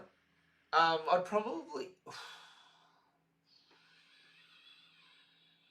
I would say Page One might have the upper hand only because he's got speed as well. Like Sai's a heavy hitter, but he's not like super agile. You know what I mean? Mhm. But like, it's a close fight. Like if Sai landed some good Kind of how I'm hits, imagining it is like I just imagine it as like Page One's just like big, strong, and but like Sai is also just like weirdly insanely strong. dude. Could you imagine like? I mean, I'd love to see Ulti trying to beat the shit out of Barto, and he just puts up a barrier. Just starts. She goes to headbutt it, and he's just hitting her in the head over and over. Just like, why won't you stop? Just knocks her down. Yeah. I think it'd be cool to see Ulti beating on the explosive karate dudes. I think they'd lose, but still. Like the Oh, guy Ideo, who's got like a dude, cannon fist. Ideo, like, you probably don't remember this. Ideo was strong enough to punch Hadruden and knock him out of the ring in the tournament. Yeah. Like his punches are strong enough to throw giants. Yeah, he's strong. So it's like, But although we did see him fight someone, I've got a very vague memory of this, but we did see him fight someone on Dofi's crew, right? oh, And they had half him. He They lost. kind of smashed him. He lost to Dellinger. Yeah, with his kicks. No, headbutts. Wasn't Dellinger the little boy dude who kicked a lot? Yep, but his main fighting wasn't kicking. He was a headbutter, like Ulti. I thought he was a kicker. Okay. He was part fighting fish. Remember, with the horns, and just Yeah. speed Oh blitzed yeah. around and stabbed people with them. But I mean, like, even Ideo, right? Being like, I mean, like, you know, the whole Dofi crew needs a whole update in the bounties, and that would be a whole different story and be very interesting to talk about, right? But I mean, Ideo being able to like move a giant, even if it's just an unconscious giant, is a pretty damn strong feat. I mean, that's probably beating up Hold'em, Lion Belly guy. That's beating up Hold'em for sure. You know what I mean? Yeah, true. I mean, I don't know. The Grand Fleet, they got some big hitters in there that are just like really undervalued or really under appreciated. Like even the weakest one's Olympus, right? Olympus may be weak, but he still brought 5,000 men to the fight. Mm-hmm. So it's sort of like he doesn't have to be strong. He's the numbers guy, and even then, he's strong enough to throw a normal sized human across like halfway across a country. Yeah, that is true. I don't know. It'll be interesting because it's like at this point in time, they did say the Grand Fleet would get stronger before that final event that happens. But it's like they're pretty strong. Yeah. They're pretty strong, and I mean, on top of the Straw Hats, it's like what? Nami and Usopp are the weakest Straw Hats, and I don't necessarily give Page One and Ulti as a clean win to them, if that makes sense. But like, if you took Nami and Usopp off from like the Topiropo matchups, right? Yeah. Can Babato and Cavendish beat Ulti and Page One? Oh man, Vito and Cavendish. Not sure. But you see what I mean, right? It starts to get an interesting conversation there, where it's like, one for one, the Straw Hats might actually start matching up pretty well with a Yonko crew with their fleet as they are at the moment, not including any extra Yeah. allies, you know what I mean? They may not have the numbers of the fodder, but what does that matter when you have two people in the crew that can use Conqueror's Haki? That's true. That is true. Like, the only reason fodder matters right now is because anyone that can use Conqueror's Haki is in the middle of fighting someone else that's ridiculously strong. Otherwise, right now, like when all these people go down, if the Beast Pirates are still fighting, all it's going to take is Luffy to just look in their general direction, and the war's over. Yeah. You know what I mean? Yeah, true. All right. So we'll look at the last little bit of this chapter, and then we'll wrap up. We've been going for over 2 hours now, and I do need to go to bed. Yeah. So Gotta head off. Zoro pretty much gets overwhelmed by King. King's using Haki on his sword, by the way. I do need to point that out. So Zoro's not using Haki yet, but King's using Haki. But that being said, King's also throwing Zoro through bedrock while using Haki. Yeah, and I mean Zoro's not. It's not like he's not using Haki for lack of trying. Well, yeah, it's as simple as he just didn't feel the need to Haki up the sword for this one attack where King did, and King overwhelmed him completely with it. I just feel like using Haki for Zoro right now is still very draining. Yeah? And like I don't know if he's going to be using Haki for just constant casual blocks and slashes and stuff. Like I think when he uses Haki, it's going to be for moves. Yeah, okay, I get you. Specific named things. Yeah. Yeah, no, that's interesting. That being said, right? Zoro hears a shamisen, which, by the way, I'm not going to say I'm right, but I have been calling this for so long that Hiyori was going to be here, haven't I? I'm not crazy in that. I feel like a lot of people were like, oh, that doesn't need to happen, that doesn't make sense, and I've just been there just like, it's gonna happen, specifically for Orochi, right? And when I saw the shamisen, I was freaked out. I was like, it's come, it's here. But yo, Enma just eats Zoro's arm here, like it just takes him. Now the question is, right, is this happening because Zoro is like on the back foot and injured and the sword's taking over for a second? Or genuinely seems like Enma has a will, right? You know how the whole thing of your sword has a will, and it hears the shamisen and it wakes up, like the will wakes up, and realizes, oh shit, we're in a fight, I'm needed, and then just does this. So I could see this Seems arguably like almost like it was sleeping, because like let's say like Zoro doesn't know how to like activate or use the will of the sword, and so Enma was kind of like sleeping, not being active, and then this shamisen has woken it up. See, I could see it as one of two things, right? Zoro's too weak to regulate his Haki properly, and he loses control on Enma. Or Zoro hears a shamisen, Enma hears a shamisen, and what it actually is Enma reacting to Odin's will to protect his kids. Yeah. And so Enma's draining Zoro because Enma wants a kill. It wants King's bones. You know what I mean? But that being said, Zoro and Sanji are now set up for a fight with King and Queen pretty well. We have our shamisen back. Every act is opened and closed with a shamisen, right? So Act 3 about to end soon? Maybe? Possible. Wasn't Act 4 like a swift conclusion or something like that? No, Act 4 is the fight. What's regarded as the main fight. Yeah. Which could just be Kaido, Big Mom, King, Queen. Yeah. You know what I mean? I mean, that's kind of all we have left, right? And then the CP0 if they're going to do something. I actually don't think the act's going to end immediately, because what I think's going to happen is they've set this up here.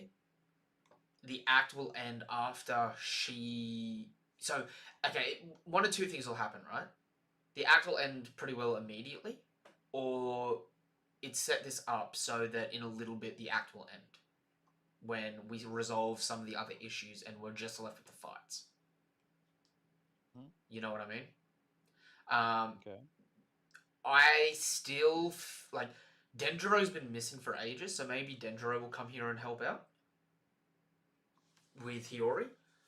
But personally, I've been feeling for the longest that Hiyori needs to kill Orochi when she's with Zoro. But I could be 50% wrong on that, considering I was right on the fact that she's going to be here. You know what I mean? Yeah. So it's like, because like at this point in time, last time we really saw Hiyori here, like talking in that, she was talking about how she wants to end Orochi's life with her own hands. The ultimate betrayal to Orochi here would be the woman he loves is alive and she just finishes the job. Now, she could just kill him outright because he's a human and she just kills him and he's down to his last life anyway. Or she needs help because when he realizes she's trying to kill him, she can't get through his hide because he's an Orochi. I mean, it seems almost like she knew where he was, and she knew that sitting there playing that would get him. Like, she's very calm and it's like very planned. Oh yeah, right? Yeah. So she obviously has an intention right now. It's not like, oh, I was just hanging out playing it, and I guess this guy rocked up who I've wanted to kill for a while. It seems like she's literally luring him to her. So my idea would be she has some kind of plan on how to kill him right now, or intention to kill him, and then but maybe like maybe you're right, and like maybe it just doesn't work, and then Zoro comes in. You know what I mean? See, the reason I say Zoro's got to be there is because both of them have agreed to be the one to want to kill Kaido, and I've said this a fair few times. Wano is the first time in the entirety of the story where Luffy sort of wasn't the main character or hero for the island and for meeting the people. Luffy was put in a prison, which is an isolated place. You know what I mean? Whereas, like, Zoro fulfilled the role of meeting Shirahoshi sort of thing and, you know, hanging out with all the fishmen and feeling their plight. You know what I mean, right? Like, Zoro was the one with the lay of the land, and Zoro's the one with the personal grudge because of Yasumi, who's a direct relative to Zoro. Yeah. So it's like, to me, Zoro needs to be present but not be the one to kill Orochi. He needs to facilitate it because he needs to end the big bad of the arc. Because, fittingly enough, it's also the first time that Zoro's unlocked, like, shown Conqueror's Haki in an arc where he's taken up the role of the main protagonist. You know what I mean? Well, really, the way that I describe it is like Zoro is the main protagonist of Wano, whereas Luffy is the main protagonist of Onigashima. Yeah. Because everyone is kind of looking up to Luffy and being like, oh, we need to wait for Luffy to come back. And everyone is sort of like holding Luffy up to this pedestal. But the people on the island don't really know of Luffy. Yeah. People on the island might, at the end of this, hear of, oh, remember that swordsman back before who like cut that building in half and he was really strong and cool? Well, he actually saved us and killed Orochi. See, and he could kind of go down in terms of the Islanders' mindsets as being the hero. What I think needs to happen is Zoro needs to prove to Wano, which he's done by hurting King. He's done by hurting Kaido. He's gonna do by defeating King, and if he kills Orochi or plays a major role in killing Orochi, right? He will have cemented to them that he's worthy of Shisui. You know what I mean? Like, they took Shisui off him because it's a national treasure, and he's not worthy of it, essentially. You know what I mean? Like, it's a national treasure. We'll give you a replacement sword in Enma, right? And I love Enma. I still feel like maybe throughout this fight against King, that maybe one of the swords gets damaged or breaked. Or at the end of this arc, we will have a reforging of a sword. Because we've still got the Nidai Katetsu that hasn't been addressed in the back half of this arc. You know what I mean? Yeah. So it's like, any blade can become a black blade, right? But if Zoro just gets Enma, which is a Haki training ability weapon, right? Mm-hmm. Does he ever truly master it? Especially with the way it's fighting him here, where it looks like it's still loyal to Odin. You know what I mean? Is this sword too much of a problem sword for him to keep? I And, can't see Zoro putting a sword down because he's like, this is too hard for me. I agree.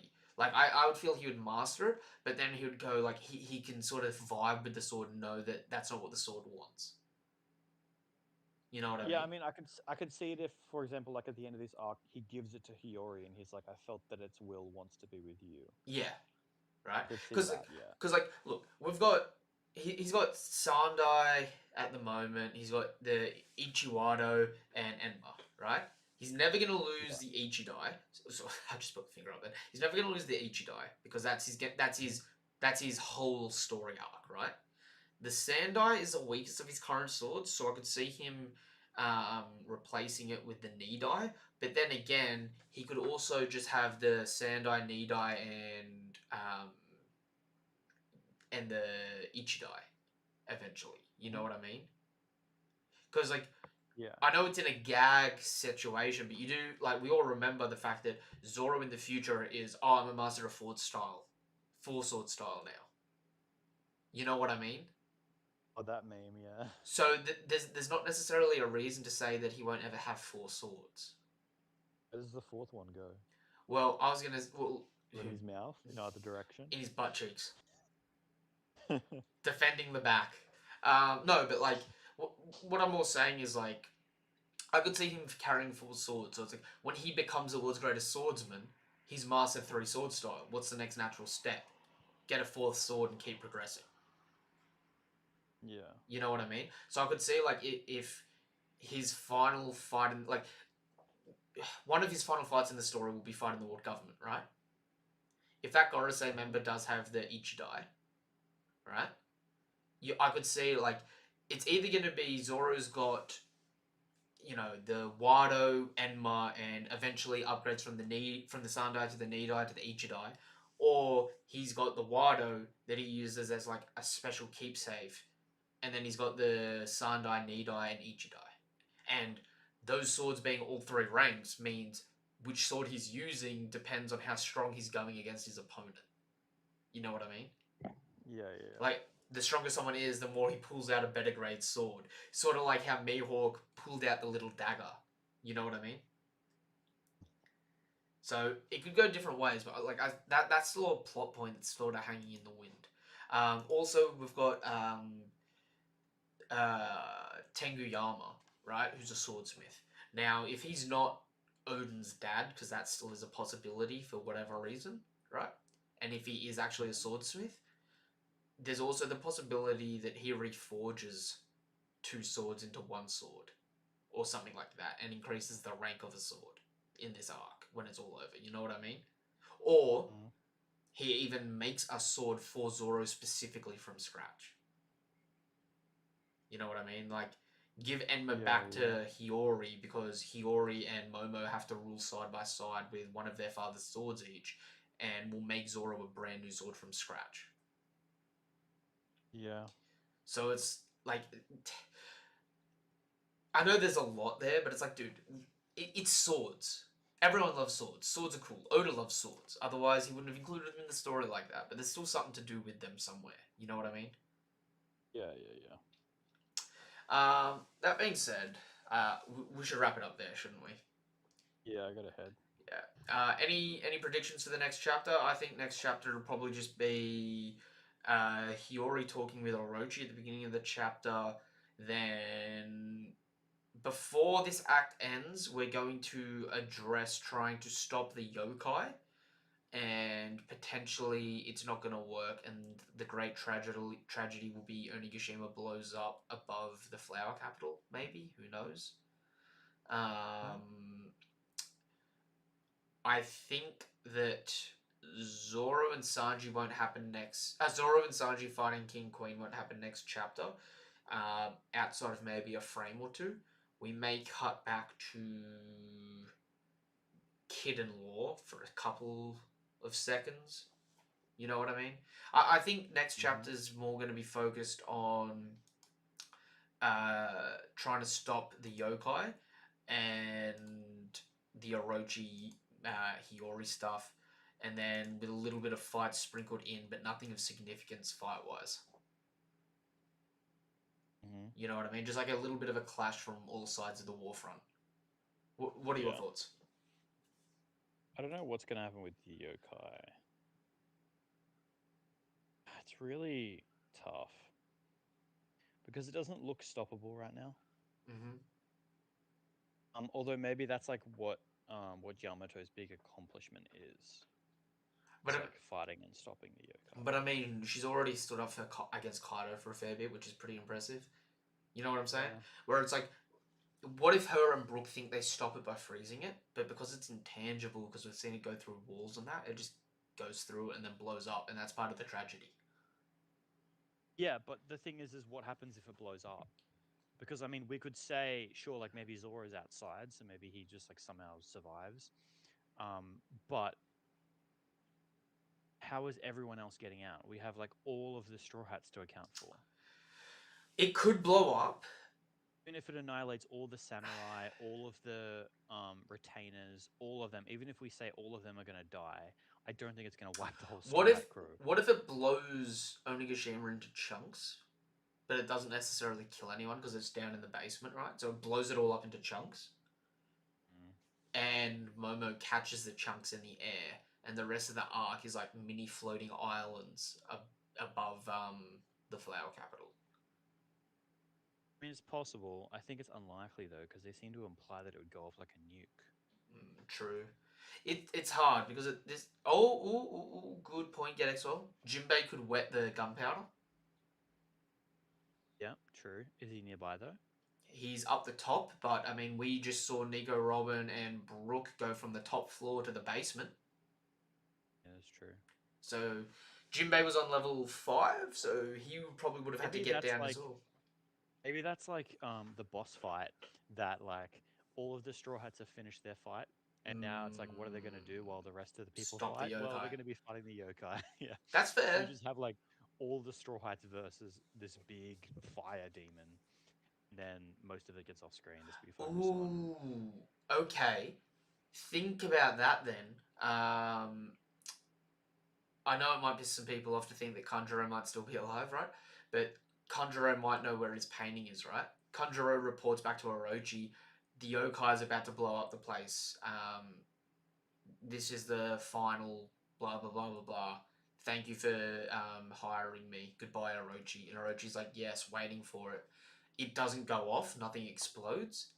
And then Hiyori stabs him.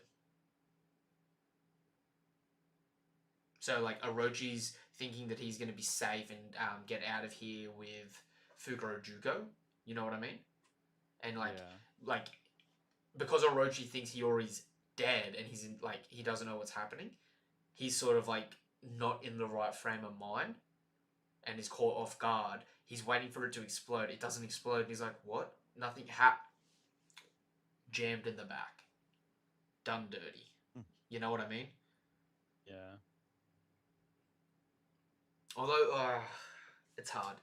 It's hard to tell what'll happen from here out. Like, at this point in time, now that Hiyori's here, do you think that there is going to be 5 acts? Do you think this is sort of said to you that there probably will be an act that wraps up soon? Or are you still thinking it might just play out as the 3-act? I don't know. I just don't care. If they say end of the act, I'll be like, yeah, cool. I mean, hell, if there's an end of the act, like, holy shit, what are we going to do looking out at the rest of the world at this point in time? It's like midnight on the day that Wano's getting thrown down. It's like, what are we going to do? Cut to the middle of... Well, actually... Warlords. Warlords were a week ago now. Yep. Rip. So we could see what's going on with the Warlords. We So... could see some deaths. So... Okay, out of all the Warlords currently, which is Mihawk, Boa, Weevil, and Kuma, right?